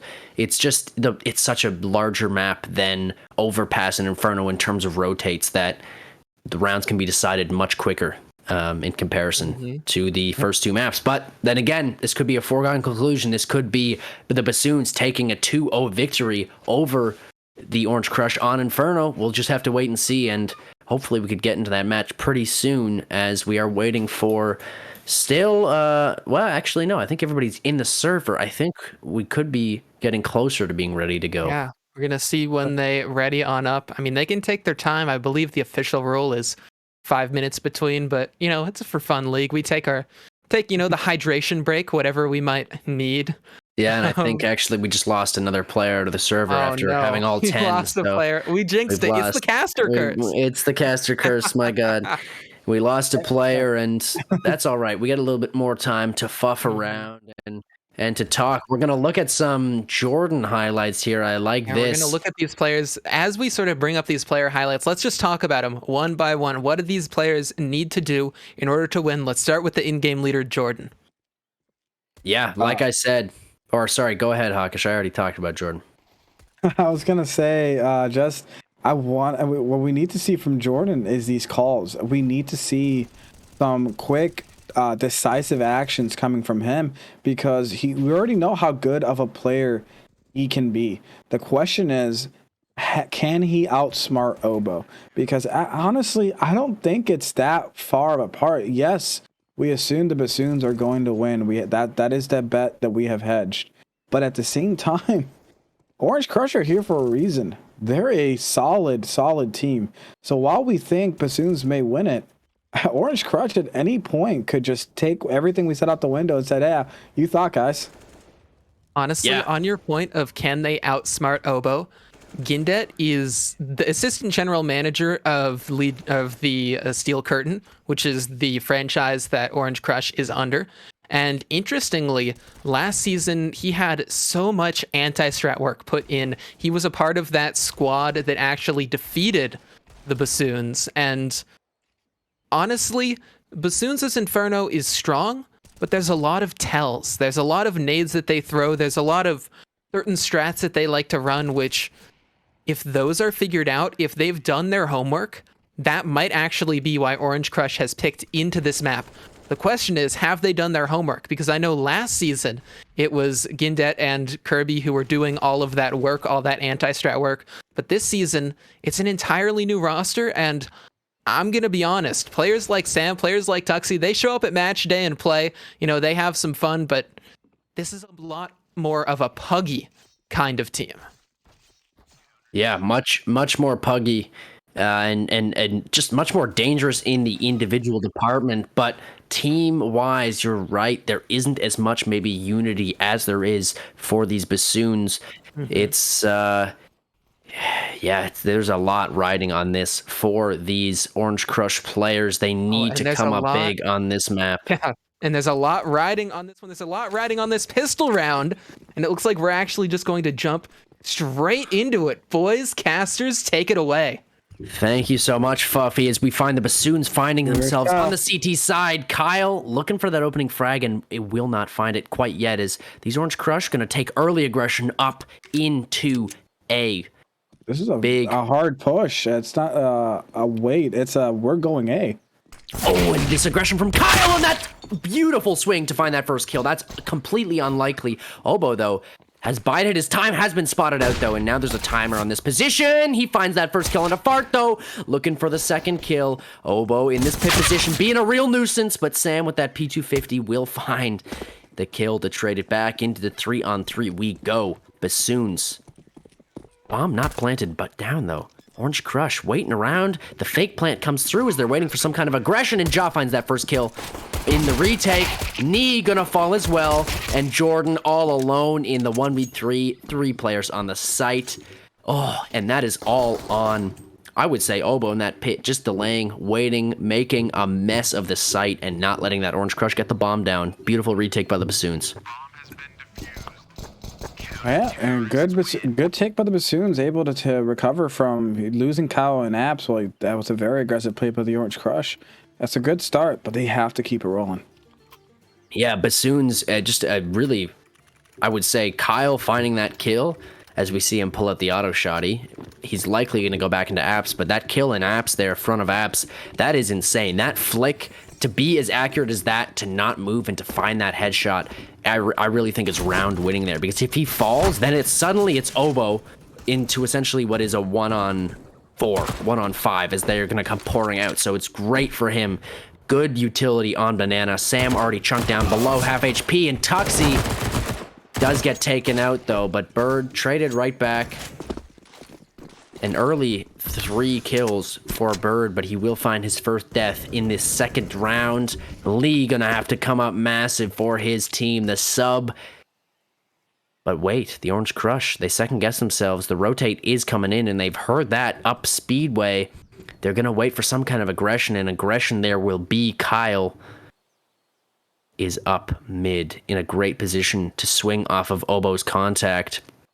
Kyle hasn't seen anything in alt, and these Orange Crush players, Obo's about to get a rude awakening, or will it be Kyle? And he misses the headshot. Obo gonna fall back as Kyle's given that information that there are a handful, if not all, of these Orange Crush players coming up. The 4-man short push. Obo gonna play around the smoke. He's gonna need to get 1 here, maybe even 2. But Sam, undefended. Obo needs to swing out here. He will not, and the bomb will get down. He's here! And Nee finds that kill as Obo stuck around in that smoke for maybe just a little bit too long. Ja and Lee, that MP9 in either of their hands, will not be doing too much work in this round, as it will be Ja and Lee going for the save. Very passive hold from Lee, but Ja a little bit more aggressive into apps. Yeah, it really is. Oh, that kill coming in from Ja. But the flank here. The flank here, and somehow Ja finds that kill as well. Unbelievable. Fart missing his MAC-10 spray horribly, and will not find that kill. So they will actually save the Galil into the next round. And this is pretty big, because this is actually now doable. 2 players for the, or actually, I guess only 1 player for the Bassoons saves.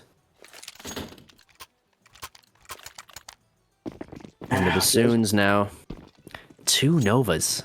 Interesting buyout. I wouldn't call it too interesting, because that's kind of what I expected from them. They did say previous to the game they were going to be holding tight with that shotgun. And Tuxie, the W key warrior, finds that first kill. A team flash, but Bird is good for the first. Ja here in support already. Finds that first kill from Newbox, and is going to get peeked out from Jordan here, who finds that early trade and the 3-on-3 already. Jaws in a nice advanced position here, and the timing is massive. Fart does not find that fight, and Ja in church. They don't know he's up this close. He hasn't given any information. Obo so low. This auto shotty really requires you to be full HP to really do any work. And we'll see if this retake is going to come out. The double nade, though, from Fart. What is happening? Ja finds that first kill, and Jordan, the 1-on-3, and Kyle on the Nova with 12 HP left finds the kill and finds the second round for the Bassoons. Great play for the Bassoons. Kyle just barely surviving. Great. And we'll get the ninja fuse. But holy moly, Jordan, though, with that Galil, nearly found himself a 4K. And nearly found himself the round as well in that. That is a real hero play from him. But alas, to no avail. The Orange Crush will lose the round, and the Bassoons will find their second. And now we're going to see a real gun round here, except for Obo, of course, who's still on the auto shotty. And actually, I lied. I'm a complete and utter liar. The MAC-10's on Orange Crush as well. This is not a real gun round, but it is an important one as Bird gets the opening, and he gets the second as well. And there you go. The battle for Banana, and the W key warrior. The iron W key does fall. Tuxie not having any luck in Banana in these first few rounds. Obo in this dark position with the shotty is a nice spot for him to sit, though. Yes, we'll see if he can get this frag here on Fart. Oh, the timing, able to get away. Oh no, here comes Fart once again. Great play to swing back, but Kyle gets 2 here. A good 2K from Kyle to find these kills, and now Fart's really stuck in. He's got the right idea, though. Kyle will swing out, and oh, the timing. Ja is in a great spot to find that kill, and the op will be picked up by Ja, and this is now big now. If Ja can get going on this CT op, he could really just put a real wrench, into the Orange Crush T side. Lee still unable to find a first kill, and Bird is off to a rip-roaring start with 7 kills and 2 deaths It's looking good for the Bassoons early, but will the Orange Crush be able to come back into it? A nice double nade, and Lee gonna fall early. That's an M4 down, and Bird again put into a very hard position. Doesn't find that first kill, and Kyle is gonna come sprinting up mid. Finds the spray down onto 2 players, looking for the third. And we're into the 3-on-3 as Obo dies as well. I'm not sure where that was, but he is dead. And the Bassoons in a little bit of a tough position here because despite the fact that Bird will lock down B, 3 Orange Crush players are coming up mid slowly. Ja, defensive flash. And these Orange Crush, they're going to push the smoke. I think Tuxie, if anyone's going to do it on this Orange Crush team, it would be him. But they wait. They're patient. They have good control of their players currently, as Tuxie does wait for that smoke to dissipate, and he will start the wrap around. Gains info. That scoping might have been heard, and Tuxie walks straight into the scope of Ja. Ja finds the first, the second kill as well, and Kyle's in a great spot, boosted up on those boxes to find Sam. Great hold there by the Bassoons, able to end up winning that round. And I want to point out, players that maybe weren't performing in the previous round as well as you wanted them. Kyle, 7-2. Ja, 7-1. Great start for them. Yeah, and I think really telling so far. Look at that, Tuxie only on 2 kills so far. I know it's early going still, but Jordan already on 5, and Ja misses that opening duel. This is another gun round. Here comes Sam, and instead of Tuxie, we spoke about this in the pre-game show. Both players very aggressive, and Tuxie generally the more successful one. Jordan keeping his streak of kills alive. So far, I believe he's averaged a kill a round so far. And into the 4-on-4, knee very damaged after that confrontation. But the Orange Crush with brackets control and car control. This is everything you can ask for, really, from the Orange Crush. Yeah, and now, it's going to be a full commit to B here. You have 3 players on side at A. They need to call this rotate. Yeah. I don't think it's going to happen soon enough, as Bird is going to be, Lee is going to have to be massive, and he will not even find a frag. Tuxie finds his way into the site. Bird, who decided to pre-rotate, and Fart finds Bird as well. And that has to trigger the save now. Ja will be looking for 1 kill, spots Jordan crossing, and Obo gonna chime in for 1 kill and not for 2, but Ja finishes that, kills off, and did he just hit that wall bang? Do not do that. Did that just happen, or am I seeing things? Ja gonna spam through. Tuxie, real close, but hasn't swung yet. Ja, you dirty dog, and the nade hits the... and the no-scope, no headshot! My God! Tuxie, Wuxie, you little man. Ja with the kill, and the Bassoons find 5. An unbelievable clutch, what should have been a save, and Ja finds the no-scope headshot. What patience from him to clutch that out. What a perfect nade onto New Box to find that kill. They got to be kicking themselves, Orange Crush, here for peeking so hard into him. Yeah, and sometimes, hey, when you're peeking, you're peeking. There's not a lot you can do when the man first gets the early kill, then no-scopes you in the face immediately after. Yeah, immediately after. And there you go, Tuxie. While it is a trade kill, does start to get the ball rolling for the Orange Crush here. Finds that first kill. Jordan is going to have a tough time here, but Obo could get caught on a timing. The defensive smoke does hit Jordan, and the smoke misses. There's a gap. Jordan, though, holding for perhaps what could be a double arch hold, but it is not going to be. Obo could find some good nade damage if he decides to whip out that nade. And he's going to swing directly into the eyes of Jordan, and those bullets fly right over his head, and holy moly, the timing in mid here is impeccable. But Fart coming up apps there, and I like this boost. Kyle has not played this position quite yet, I don't think. Tuxie, the front of this Orange Crush push. They need this round. They need this desperately, and Jordan will not find that first kill, and Kyle somehow finds the second as well. Tuxie falls. Obo finds a kill of his own, and Nee is all on his own. No time to wait around. The bomb has to be planted, and the 1v3 commences. Obo very low here. He's going to play for time. He's going to wait for his teammates to rotate over. And Nee opting to play very passive. The flash comes out. Oboe gonna swing, plays for info. Knee does find the first, but it's a very low health player. Needs to find the headshot and cannot do it. Lee with a little bit of a wall bang into the head of Lee with a wall bang into Knee. Man, that's a tough one to say together. Lee, Knee, it tends to tie the tongue a little bit. But I had to point it out. What a play there by Kyle, getting those two frags, allowing the Oboe just have to kill one to end up with a 3v1 situation. That doesn't happen, and it would look like an Orange Crush round. Yeah, massive individual effort from the Bassoons here.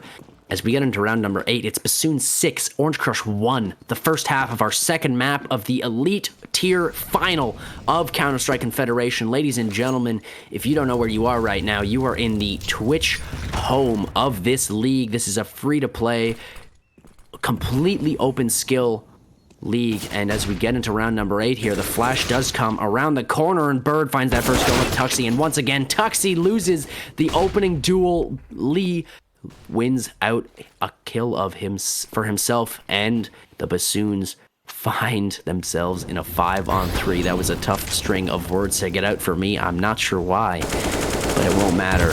As Kyle finds Fart as well, Jordan doing his damnedest to find his way back into this round, but into a 4-on-2, it's going to be tough, and Oboe's in a great spot, finds the edge of the player. Jordan somehow gets that kill through Hay. And now this is looking a little bit more doable for the Orange Crush. Ja misses that shot, and that's the sight for the Orange Crush, and Ja hits an unbelievable flick onto Jordan to really make me eat my own words.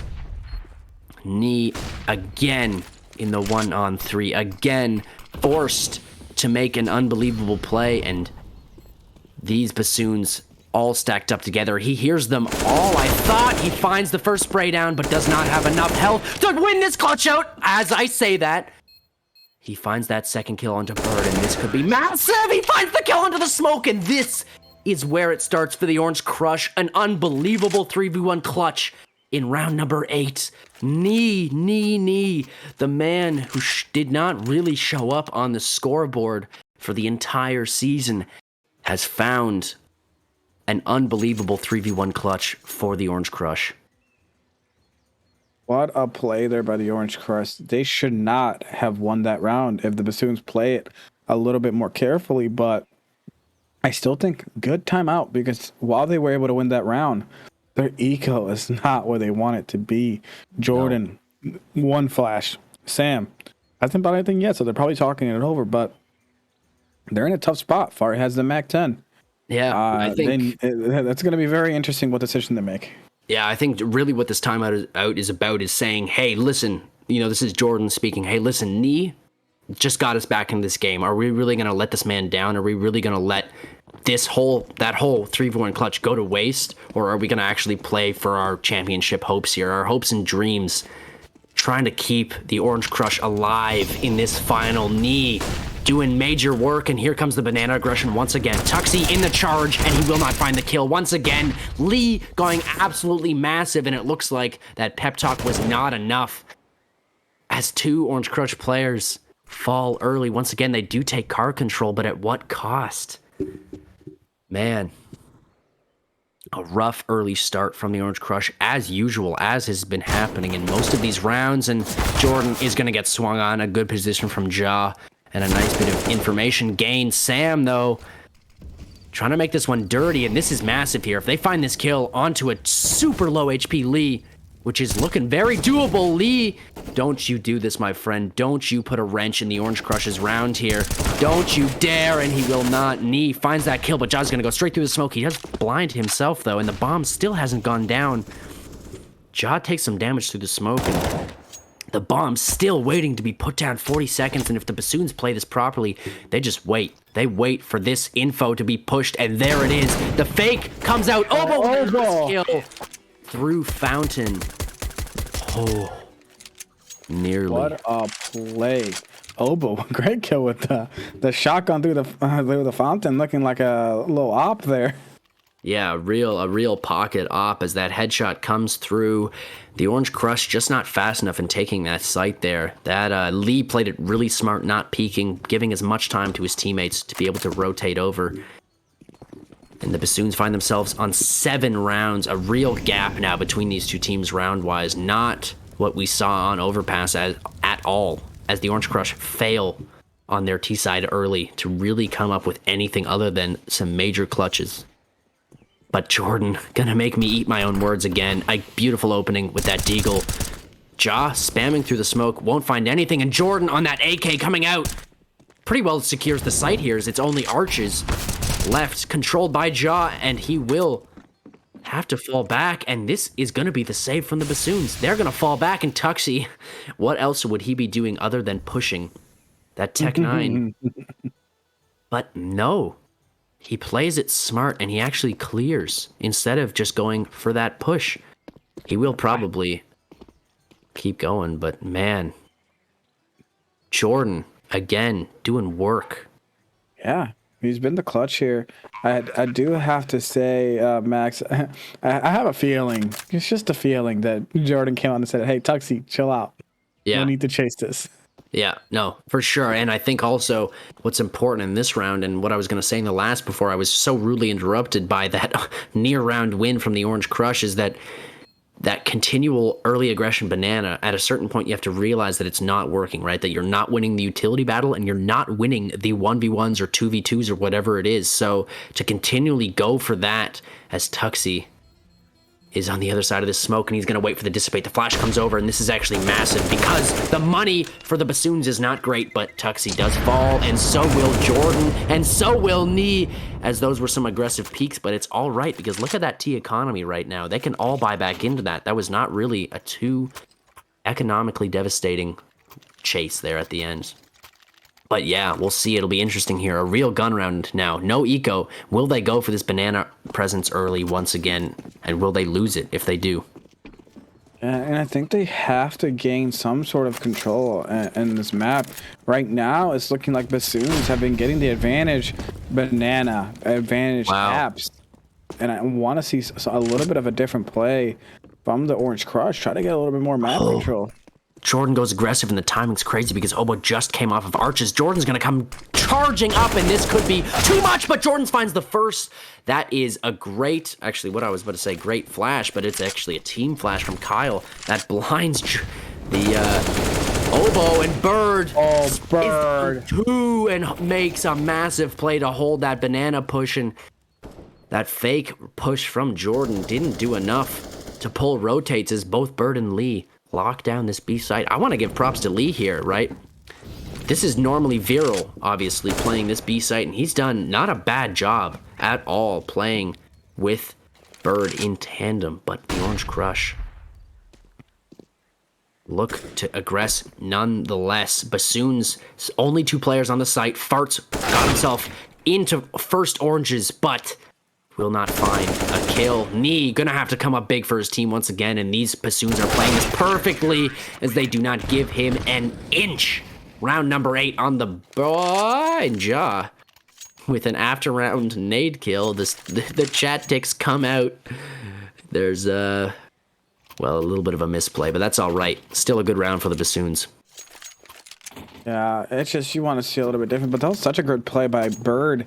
The instant reaction, you see the execute coming in by the Orange Crush. He instantly goes for the flash and swings, which caught them completely off guard. I don't think they were expecting that much aggression coming from the Bassoons. And Tuxie finally gets an opening, and he'll actually fall, but he'll do major damage to Bird to find that, and the rotate has to be called now because the Bassoons are way over. Jordan finds Kyle as well on A site, but this could be a misplay as Nee goes through the smoke. Obo, though, not good enough on that double swing. My God, that was a hectic round, as I thought it was really going to bite them in the back as Jordan was completely separated from his team there, going up mid. The IGL really running, a distraction play in a lot of these rounds here recently. But Orange Crush looking better. Yeah, they really are, and it's gonna come down to these adjustments that they're making and being able to get the trades on the Bassoons. Because if you saw that aggression play from Jordan the previous round, it looks like they're playing a little bit faster. Its elbow goes down quickly. Kyle's waiting around the corner. Great play by Kyle to get that shotgun play. But I think, again, this speaks to how quickly I think Orange Crush have picked up the pace. Yeah, and I think that's really important in the sense that they're doing it, I think, more, what do you want to call it? More together is not what it's what I want to say. It's not a good way to say it. And Bird with an unbelievable deagle kills. I'm trying to figure out how to even speak the English language. He's meanwhile out here figuring out how to play Counter-Strike. The bomb will go down. Fart planning. Orange Crush looking to find that 5th round. It's crucial that they find this one. And Tuxie with an unbelievable flank to find Kyle. And Ja will fall as well. Tuxie, you madman, you devil, you dirty dog, finds these kills and finds Orange Crush away into this round, and it was looking dicey there. Bassoons. It really was. My word. And Nee misses that shot. Bird will fall as well, and this FAMAS on Lee is all it will take out of the round, and the Orange Crush will find 5, and it looks like they're going to find themselves in an anti-eco in this next round as the money for Bassoons is awful right now. It is abysmal. They might be able to drop some pistols across, but hey, the Orange Crush looking much better than they did in those early rounds, and it's funny how the role reversal has happened here. Last map on Overpass, it was early presence and aggression and winning rounds for the Orange Crush, and that was Bassoons early on in this, but now the Orange Crush, just like the Bassoons did on the last map, they're coming back. They're trying to make sure that they don't fall out of this championship. Bird, they're really losing car here early, eh? That's hurting them a lot, I think, Hawkish. It really is. You need to be able to gain that car control, and I think this was helped Orange Crush climb back into this. The map control that I spoke of. Now they have to hold the site passively. As you see the smoke being dropped in, they have to make something happen here defensively. Interesting to see Ja, no money. He bought in with the deagle and armor. Yeah, and Lee really just, all he can do is save here once again. It's, wow. Sorry, wait a second. I was looking at the wrong thing I was looking at the stream from about 5 minutes ago. Sorry, Bassoons. That was actually hilarious. I had tabbed out and I didn't realize that I hadn't tabbed back in yet. But yes, Ja and Kyle with these deagles. That's interesting that Ja bought into this with how bad the money was that you mentioned. Yeah. Just very oh, look at Kyle wants it. He wants the Zeus on the exit. He knows he's on cam right now. He's on candid camera trying to bait that push. He's trying to find this kill, and Jordan is going to give him the aggression. The Molly, though, going to come out. Oh, and he misses that Molly. Really is everything there to make sure that skill doesn't come through. Ja really hiding, and maybe he can even peek up and find a kill here, as he will do that, and he'll find the kill, but he gets traded out, and that is no money on the round for Ja, as he will only find himself on 2,700. And while that wasn't really damaging as much as you'd like to the Orange Crush economy, you know that Sam was annoyed. Very much so. He does not want to be losing that. I believe it was the op, no? I think it gets picked back up, so it's actually a moot point anyways. But the Bassoons now, as we finally get into a round, my game has completely lagged out. So folks, I would love to give you some perspective on what's happening, but I am currently as blind as a bat going into this round. Some technical difficulties coming our way at the moment. Hey, we all have our PGL major moments. We really do, folks. Just like I talked about last stream, the PGL major, having to work out some kinks and bugs and all kinds of stuff in their live stream it was wacky. There was all kinds of audio glitches and visual glitches and cameras and I think we're actually back. We've returned. The Bassoons down, actually not down. It's a 3v3 as we find ourselves in round 15. This is massive, and Tuxie finds a beautiful opening frag. Bird is in a great spot, though. He needs multiple. He needs one. He needs the player behind. He does not find it, and Tuxie and the Orange Crush fight and claw their way back to what is a very good T side on Inferno. Yeah, and right now, this is looking very similar to the Overpass map. One team jumps out to an early lead. The other team adjusts. Last time it was the Bassoons that adjusted. Orange Crush, though, on the comeback trail here.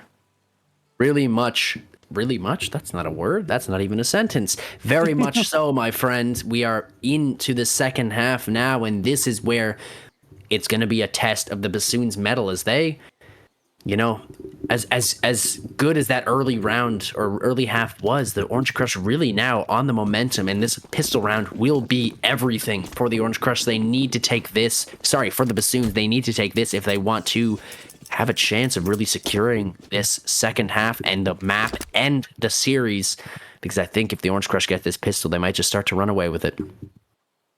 They really would. So, important pistol round. Normally you say whatever with the pistol round. Right now, with the way the momentum has been rolling, the Bassoons need to take this. And you see 4 players on A. They know what's coming. Kyle with the ghost Glock. Can't see it anywhere. And the Bassoons, meanwhile, are going to come up charging B. And this is all Tuxie. He needs to have a massive hole, and he can't even find one. Lee and the rest of the boys, there's too many of them, but send them. With this 5-7, can't find anything. And Kyle's, meanwhile, found Fart as well. And there's Orange Crush already in a major disadvantage as the bomb goes down. I'm broken. Yeah. You see Lee with the no name and the Glock with no. Jordan still the ghost Glock. The ghost Glock gonna try and do work here as he comes up. Bird though finds one, and Oboe finds the second onto the ghost Glock. Ghost Glock. That's a hard one to say, folks. You try that one at home. Say ghost Glock 10 times fast. I will not, because I don't want to say the other thing that kind of sounds like Glock. Yes, it's still invisible. Lee and Kyle, both with the ghost weapons. I'm liking this. This is a good one. I think maybe this is a product of that little DDoS we had a little while before. Servers are tough, guys. Servers are hard as the Orange Crush are about to be assaulted here as these Bassoons come charging in. An Oboe with that auto shot. He is going to find that first kill. Jordan does trade one back, but Bird is good for another kill. Knee is massive here. He needs to find at least 2 to make this a winnable round. Does spot the leg of Knee and somehow quick switches to the knife, and that is detrimental. Bassoons now with a sure round victory. See, Tuck's hiding here, waiting for somebody to pop their head out on him. Unlike Tux here to be playing this close or this far angle and to be waiting. Generally, the man is, I guess you could say, a bit more aggressive, but yeah, that's what we're gonna call it. Yeah, I guess that's probably a nice way of putting it. But, folks, ladies and gentlemen, that will be round number 10 for the Bassoons, and after taking the pistol, they've taken the next 2 rounds as well. I'm still dead at the invisible weapons here. Yeah, we'll see if they've continued on, and they really have. Lee and Kyle.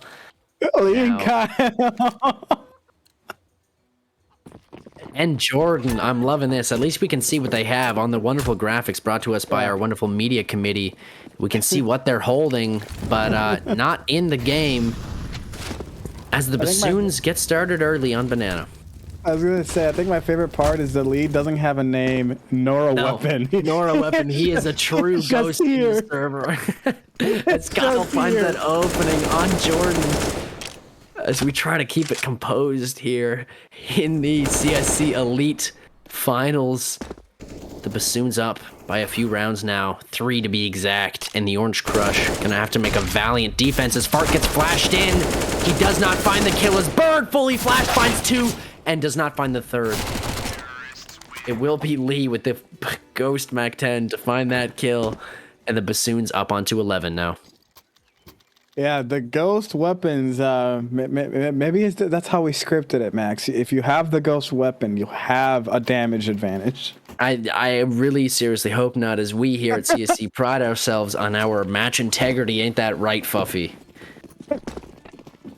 Who's not here? That's okay. Our match, the integrity of our matches. He's here. No, I heard it. I was messing with you guys. Also, we're into the round again. We are, in fact, into the round again. As Bird finds a beautiful opening, and they're just pain training all the way up Banana now. The Bassoons doing monster work in Banana. The bomb will go down, and the Orange Crush just have to save again. The Bassoons on the pain train right now. They don't care about anything. They don't care about tactics. They don't care about respect. They are charging wherever they go in a beautiful can you flash, and the team, okay, now we're getting a little toxic here. The nades onto Bird, the team nades that are raining down on the poor man who's really brought them back into this game, I would say, once again. Yeah, great start by Bird, but hey, come on, Max, what do you expect from the man with the word, which is Bird? The man with the bird that is, the man with the word that is Bird. As we've been so colloquially calling him now. Bassoons find 12, and now it's looking dicey. Now it's looking like they could start to run away with it, but first, a real gun round from the Orange Crush here. And this is crucial. This is vital to really, if Bassoons get 13 here, not only do they have the cash to keep it running, but the Orange Crush are broke going into this next round. So deciding round here, perhaps series deciding round. The Bassoons will lose a man early in the form of Bird, a Molotov on Banana. That is a massive loss, and Knee trained on this spot will get smoked off, and these Bassoons gonna start coming up, taking brackets control, not gonna go ultra aggressive, just aggressive enough to take space. What we need to see for the Orange Crush now is info plays, right? And I think they've actually already done that as Kyle finds that kill onto Tuxie to continue to open up this site. Fart with the Ghost M4, finds the first, finds the second, and this is massive from Fart. Can he find another one? He cannot. And Knee needs to find one. He must find one, and the Orange Crush with a good hold, and that is on Fart there to find 2 kills. That is his round in the books. And listen, folks, we are looking at an identical scoreline to the last match. Bassoons up 12, Orange Crush on 8. Will it be the Orange Crush to make their way back into this match? It needs to happen now or never, my friends, as Ja decides not to pull the trigger on that cross, and they're going to go for this pain train again. Tuxie and Sam. Tuxie somehow lines them up, and Sam does massive work as these team flashes come in. Jordan finds a kill for himself as well. Sam's done amazing work here. He hears this player in Bird, spots the first player. That's Lee Falls, and Sam is gonna fall off as well. But he's gonna sneak into it, and Bird gonna capitalize on that aggression from Sam. Knee, baby, gonna find a nice op kill in Banana. They have a good chance here with the bomb down. Yeah, this is Orange Crush looking, seeking, fighting, working their way back into this game. A 9th round looking to be posted here as Ja is going to come charging up, and Fart hears this. This is a free kill. Good positioning from Fart, good awareness. And that's 9. Orange Crush that's a looking to good replicate. thing to see from Sam and Fart, who I was going to, if we had a break, that they haven't been performing this match. The other side, you see the big stars, but the worst player, or I guess you should say the worst performing player, only had still had 10 kills. So you needed to see more from the other players on Orange Crush. Jordan can't do everything for the team if they want to come back here.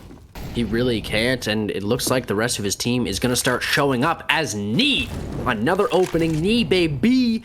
Oboe will fall. And the early advantage is Orange Crush's Kyle with the Ghost AK coming up. Halls, Brown Halls, and Ja with a nice peek into Knee to immediately neutralize that early advantage. A minute 18. Lots of time for people to shuffle around on either site. No rotates come through quite yet. The Orange Crush are very happy to play the 2-2 as Tuxie has an aggressive op hold. That pin is pulled for, I believe that is Sam. The defensive smoke is ready to be thrown as these Bassoons are ready to hit this site. Tuxie instead will throw his defensive smoke, and that could not be more perfectly timed from Tuxie, as it'll cancel that aggression from the Bassoons. That's a good. It looks like they're doing the full commit to B. If they can do this quickly enough, they're going to be able to take. But Sam, this defensive smoke comes out once again, and this held utility is massive. Sam in the corner is going to let one go by, but fully milked, finds that first kill, and he dances into the smoke. Tuxie, got to find one for himself, because Sam can't do it all, and he will not. That'll be Ja on the op to find another opening into the site. The Bassoons looking to find 13 here. Fart and Jordan. This is massive pressure because this one breaks the bank for both teams. If they find this round, if they somehow make their way back in, it would be massive in the economy department. Jordan playing with fire, playing for their playoff, their championship hopes and dreams, and Fart is going to get deleted. Jordan, the 1-on-3, and no time left on the clock. He's waiting for some kind of aggression. Bird is aware that he could be here. He spots the shoulder, and the swing from Kyle finishes the round off, and the Orange Crush on the ropes, staring at a 2-0 loss in the final. This is the time for a call for a timeout. Yeah, they definitely need it. I don't know if they will call it here. They are buying into this, meaning they cannot lose this round. Right now, you have Fart only with a deagle. You have Sam with not a great rifle. They need this round, but I don't know if the buy was what you should go for here. Yeah, an interesting decision, and we'll see if it pans out here. Not a lot of utility for the Orange Crush players as well, but I like this from Fart. This is a change-up. And look, the spray down, he does find that first kill, and that's huge because Ja on that op has been doing some work for these Bassoons. Orange Crush off to a good start, but Bird, if he manages to find this kill here, through the smoke, Sam so low, he needs to get out of there.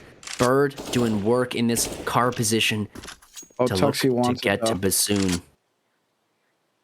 Oh, patient play here. They're backing up here. Tuxie and Sam are there. You've seen the rotate coming in here. There's only one man left on A. If they're able to find a way to get this info, they should essentially switch sites. But Knees going all the way back, but no, he double tracks back again.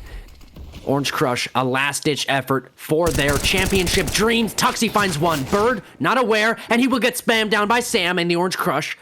4v2. If they can move quickly enough, they might still have a chance. You see, Knee is still on site, or pushing over to side. He gets a one. Oh, no. But Jordan. Elbow needed that kill to make this happen. Jordan. Kyle, though, still very capable, but not capable enough, as Jordan, really the hero, I would say, of that round right there, because that could have gone horribly wrong. If those if those Bassoons players had gotten up and gotten that bomb down, I don't know if the Orange Crush retake there, but they would have obviously had to go for it as the Bassoons buy back into this round, and tense stuff. It's tense here in the virtual casting booth, and it's tense on the server.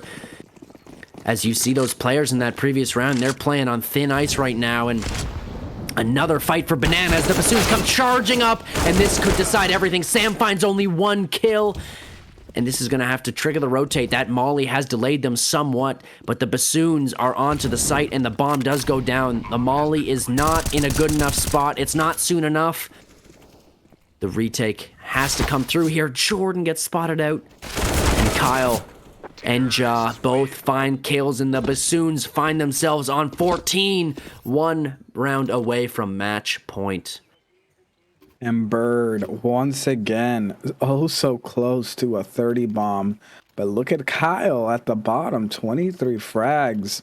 Again, him and Ja, players that didn't do maybe as well as you would have liked on Overpass, showing up here on Inferno.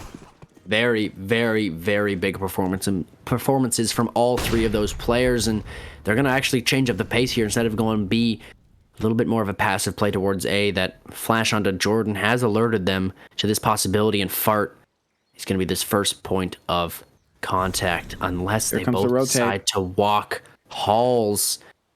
This is a rotate, but they should have had probably 3 players A anyways. There's no one close to apps here, and Jordan, though, keeping it going, finding that first kill, and this is massive. He needs to find another one here. The spam from Bird fully milked. Oh, and there goes Fart. Lee gets a kill as well onto Fart, and now Tuxie, Nee, and Sam into the 4-on-3. Did they save here? Did they save these guns? Did they save these AKs and M4s? Because if they don't, they go into the next round with literally nothing. They will have the bare minimum, as all of these players are sub 400. Tuxie finds the first kill.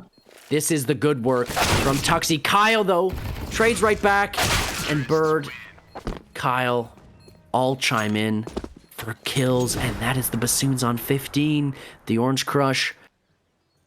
I can't stress enough at how decisive how important that push, that decision to go for the retake is from the Orange Crush, because look at this buy.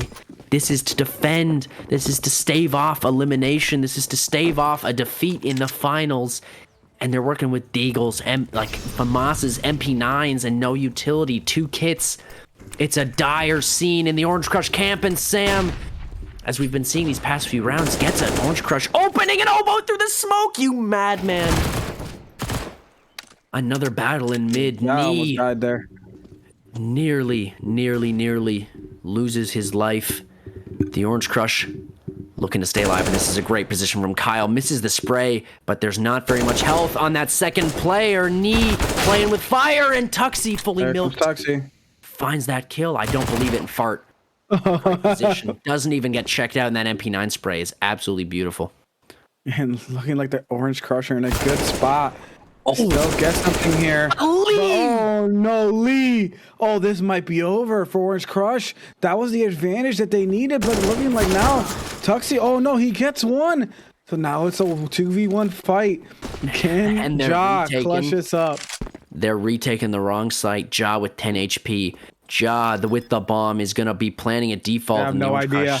They have to realize as the time starts to tick down here, and the Bassoons are ever so closer with every passing second to winning this championship, to winning what is the CSC major, to winning the chip for their shoulder. They're too slow. Ja might get him on the rotate. A great spot. He finds the first kill and does not in the second. And Tuxie, to keep the Orange Crush alive, finds the spray down and finds the round. Oh, Ja, they lined up for him, and if he had more health, perhaps he wins that out, but Tuxie, cool as ever, a nice 3k for him, and the Orange Crush on 11, staving off elimination, staving off a defeat in the finals. And the Orange Crush able to overcome an almost costly mistake. Both players assuming that the commit was on B. Meanwhile, the bomb was being planted on A. I believe if Ja had anything more than 11 HP, that could have been dicey for the Orange Crush.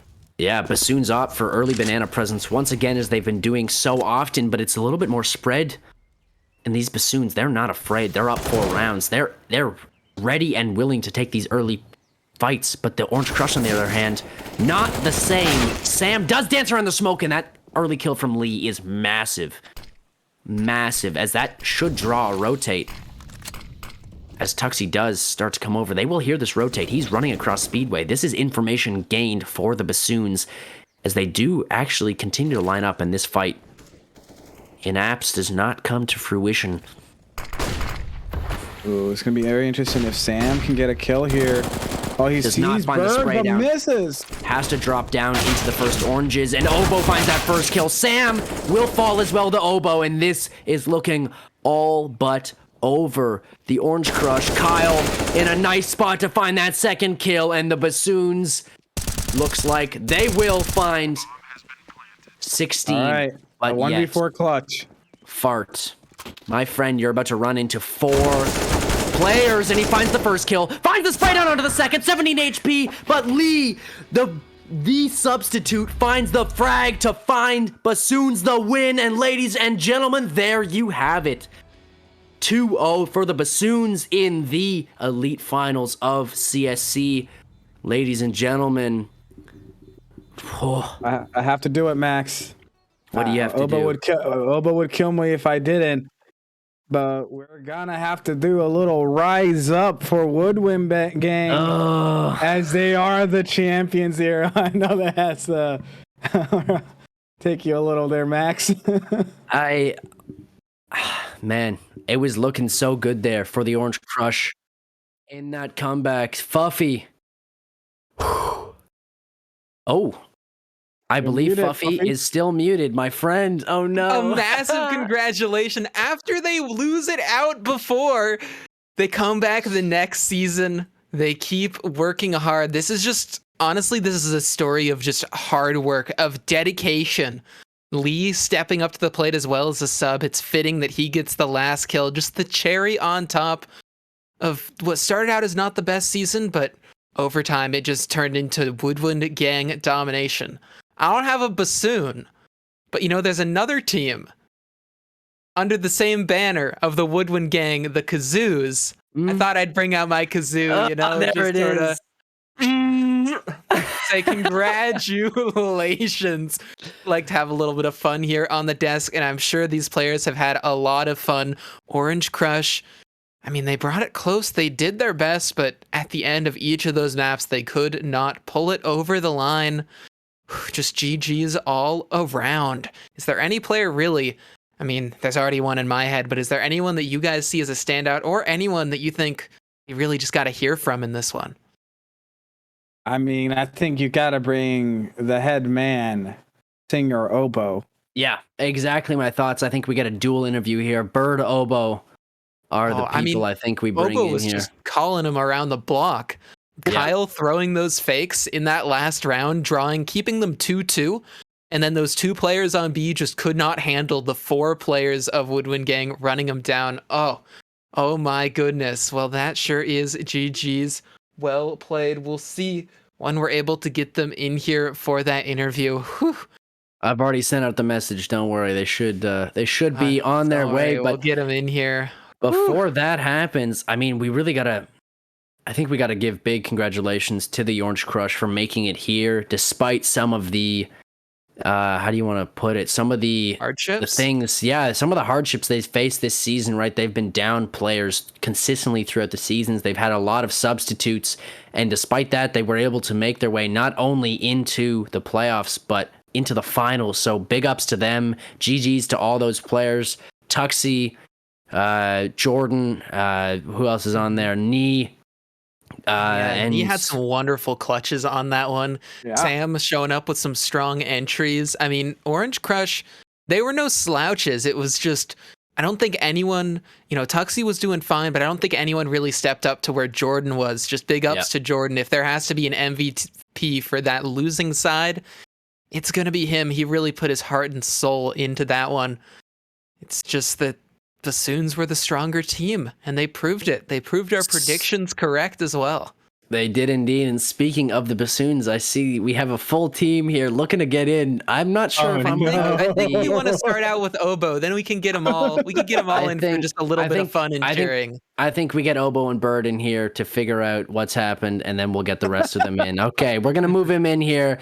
Oboe, Bird, my friends. It's just gonna be you two for a moment here, but we'll get in the rest of your crew. Don't worry, boys. How does it feel to finally have that chip and to finally be champions of Elite?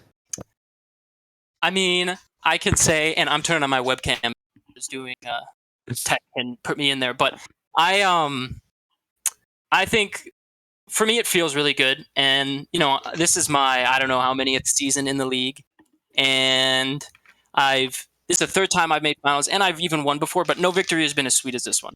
And the reason for that, without a doubt, is the teammates. Because not only was it a pleasure to lose and win with these guys, but it's just good to hang out with them. It's that simple. Yeah, and I mean, speaking of a pleasure, my God, Bird, you madman! Did you drop 30 on Inferno there as well? No, I didn't. But you were oh so close. My God, performances in both maps that really, I would say, kept your team alive. What was it like? What were you saying? Were you active in that first map? Because it really looked like in that first half that you were really the only Bassoon player who was on the server fragging and clicking heads like a madman. So were you vocal? Were you telling the boys that they were still in this game, that they still had a chance? And do you think that was a factor in the turnaround of that map? I wasn't actually saying anything about we're still in it, because we just knew we were. I mean, in the semis we were down 4-11 and won in 16-13. So I wasn't really sweating because our CT side is just that good on the overpass. Yeah. Yeah, and if I could chime in, if anyone was sweating on that T side overpass, it was me. And Bird did say one thing. He said one thing. He said something along the lines of, "Yo, Obo, it's cool," or "Obo, calm down." And as soon as he said that, the half was back on track. Which is again why it's the people and the teammates that matter. Mm-hmm. Good vibes all around. I want to get your guys' opinion, something a little bit nerdier, about the map picks. When they picked Inferno into you guys, I know a team that loves to play Inferno, played a good bit in the regular season last season. I would say that was one of your guys' favorite maps. Where did your minds go? Were you confident joining into this one when you saw the maps? Yeah. So the thing about the pick bans is you really only have to do a very small amount of effort to gain an edge on the enemy team, right? Because if you're willing to watch a demo or two, and maybe it's simply as like scroll through what maps they've played, then you could get an advantage. And so that was the first step.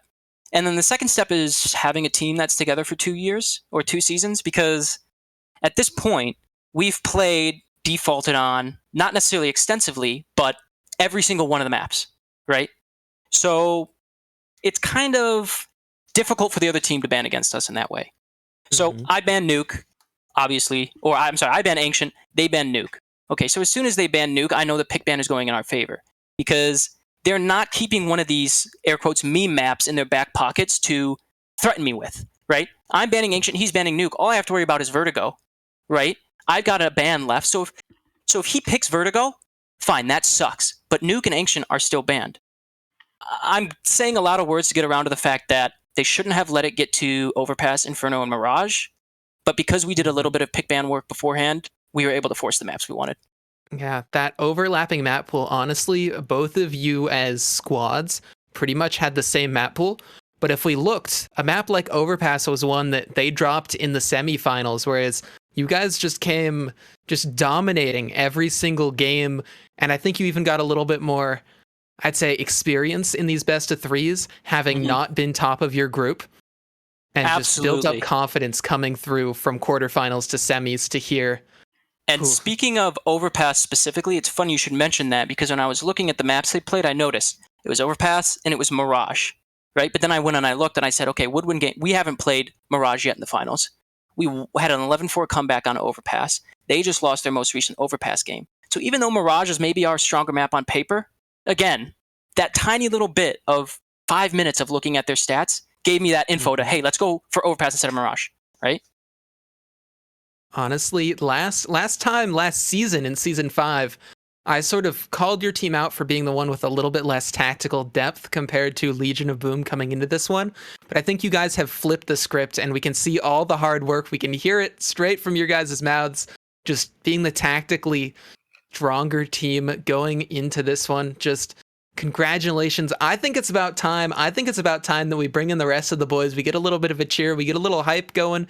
Just hear a couple initial reactions, and then we can close out the stream with our final thoughts. Let's do that. Okay, here they come. What's up, boys? The boys of battle right here. My word. First, Kyle, how you feeling, my friend? Oh, it's so nice to be on the, winning side compared to last season. We took a hard L in grand finals, so it was nice to come back and finally get the chip. Yeah. Ja, reactions. They fought hard. We just, took the dub. We just fought harder. What can I say? Yeah.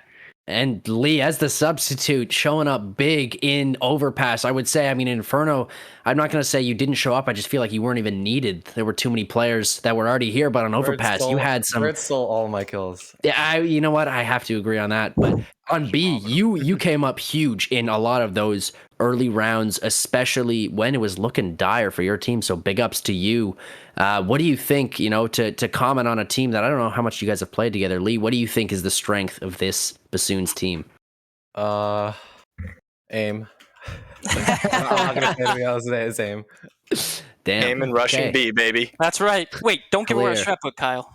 Clear understandings. Fuffy, you got some questions for our wonderful team guests. I have two things that I want to ask, and I'm going to start with Ja.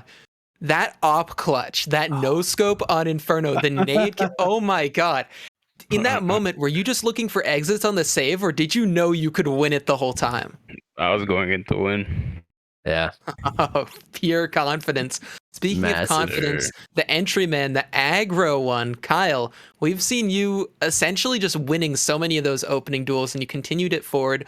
Whereas last season, it seemed like your stats were lagging a little bit behind the rest of the team, but this season you've stepped up to the top of the scoreboard. Do you think there was any real big change for you, or did you just keep grinding it out in order to get to the top? Well, I think one of the main things is we made a couple changes this season. So last season I was a little more of a support player, not really warmed up as much because I was just getting back into Counter-Strike, but we ended up moving me around the map a couple times. For example, Inferno, I used to be the B player with Bird. Not a lot of frags go around over there when he's there. And then I ended up getting switched over towards the A side as more of like the primary fragger, where Elbow would be throwing utility for me, or really just putting me in the spots to kind of thrive. So I really think that was the main difference. But as for T side, Elbow kind of gave me a little more of like the green light and was like, Kyle, just play confident. Like, he knows I'm a smart player. He's like, he knew I could position myself well to try and open up rounds without, a high risk and things like that. And this season I definitely was a lot more confident with some of my peaks and things like that. And I think that's the overall change. Okay, listen, enough of tooting your own horns here. Let's turn the conversation a little bit to the Orange Crush. Is there any kind of props you guys want to give to those players and the especially the IGL, and perhaps that first half? Where were they finding you guys out? What were your weaknesses, do you think, on that, especially on that first half, because it was looking rough out there for quite a few rounds? Yeah. For me, the toughest thing about any Counter-Strike team is not ego peaking, not just doing all the things you regularly do in a pug. And so their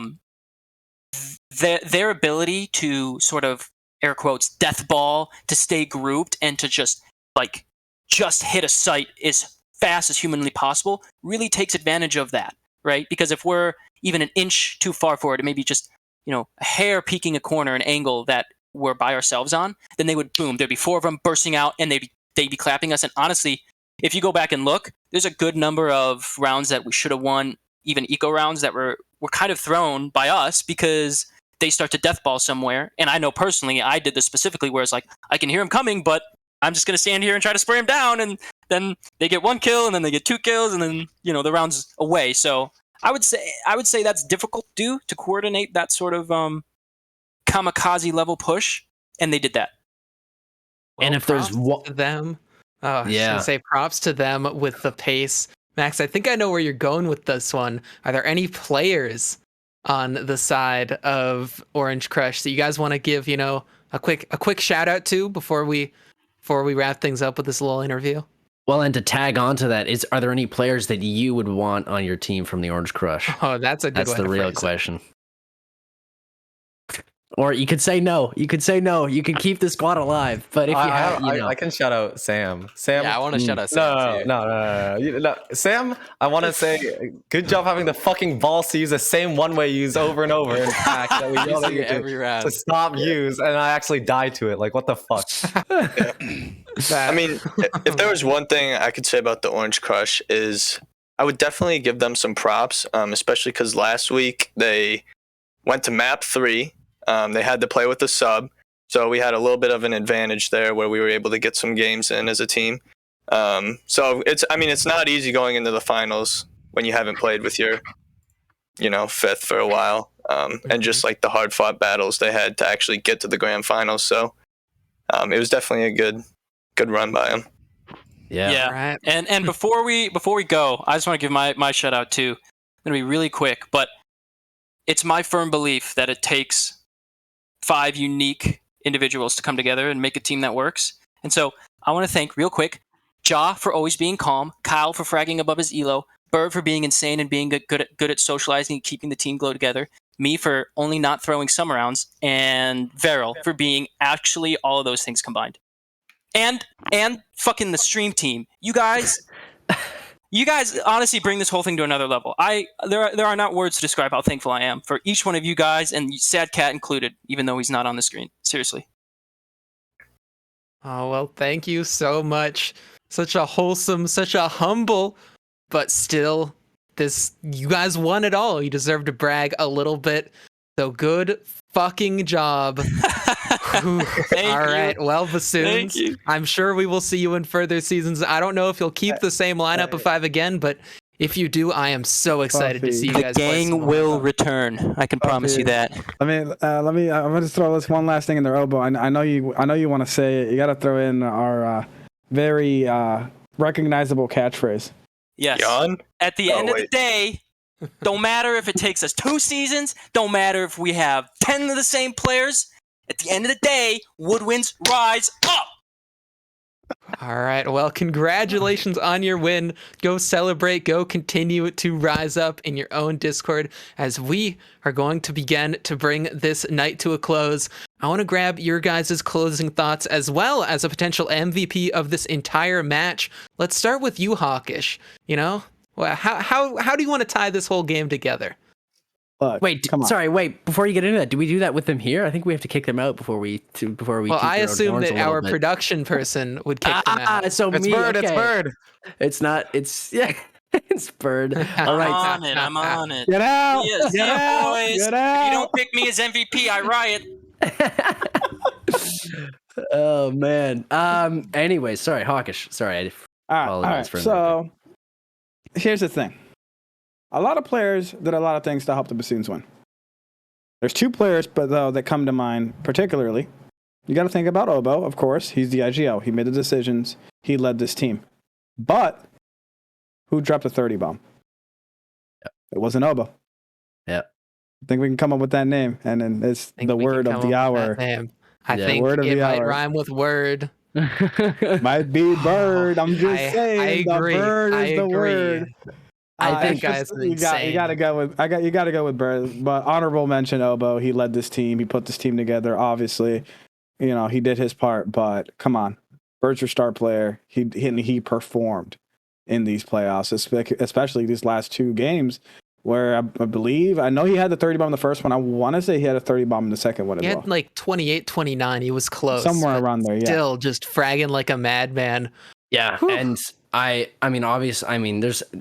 would say obviously there's no really other choice other than Bird, and not purely for the fact that he's fragging and that he's dropping 30, but I said it in those questions there, the fact that he's able to keep his team together and in rounds in that first half I think is crucial, because there is a world in which we are in a 3rd map right now. Overpass does go to Orange Crush, even if Inferno goes to and who even knows, maybe Orange Crush off the win, the first map win, they go to Inferno with their heads held high and they win that one too. We live in a very different world. This Bird is not in this game and in this server to find 30 kills and find 30 kills that mean something, right? It's not like, it's a pug where the guy drops 30 but his team still loses because everybody's running around like headless chickens. No, this is a man with impact and a man who we need to look out for in the future of CSC, folks. Bird is the word. He is the star player indeed, the one to carry them across the finish line, the one to cement this victory for the Bassoons. So there it is. I just want to extend a quick shout out to everyone who joined in, just everyone who's helped to spread the love of Counter-Strike. We appreciate everyone here in CSC, the premier free-to-join Counter-Strike League here in North America. Come join on up, play with people of your skill level, and who knows, if you grind, if you play hard enough, you can get the victory just like they have done here. Woodwind Gang, rise up! Whew, well, thank you all so much for watching. Congratulations to the Bassoons, commiserations to the Orange Crush, but that was a great best of 3, and we have more best of 3s coming your way. We have another final. It's minor finals coming to you this Thursday. Then we have semifinals for major next Tuesday, and then next Thursday major finals. So there is going to be lots of Counter-Strike action. So make sure you guys hit that follow button. Make sure you guys don't go anywhere, and we will see you in just a few days. Thank you, and have a great night.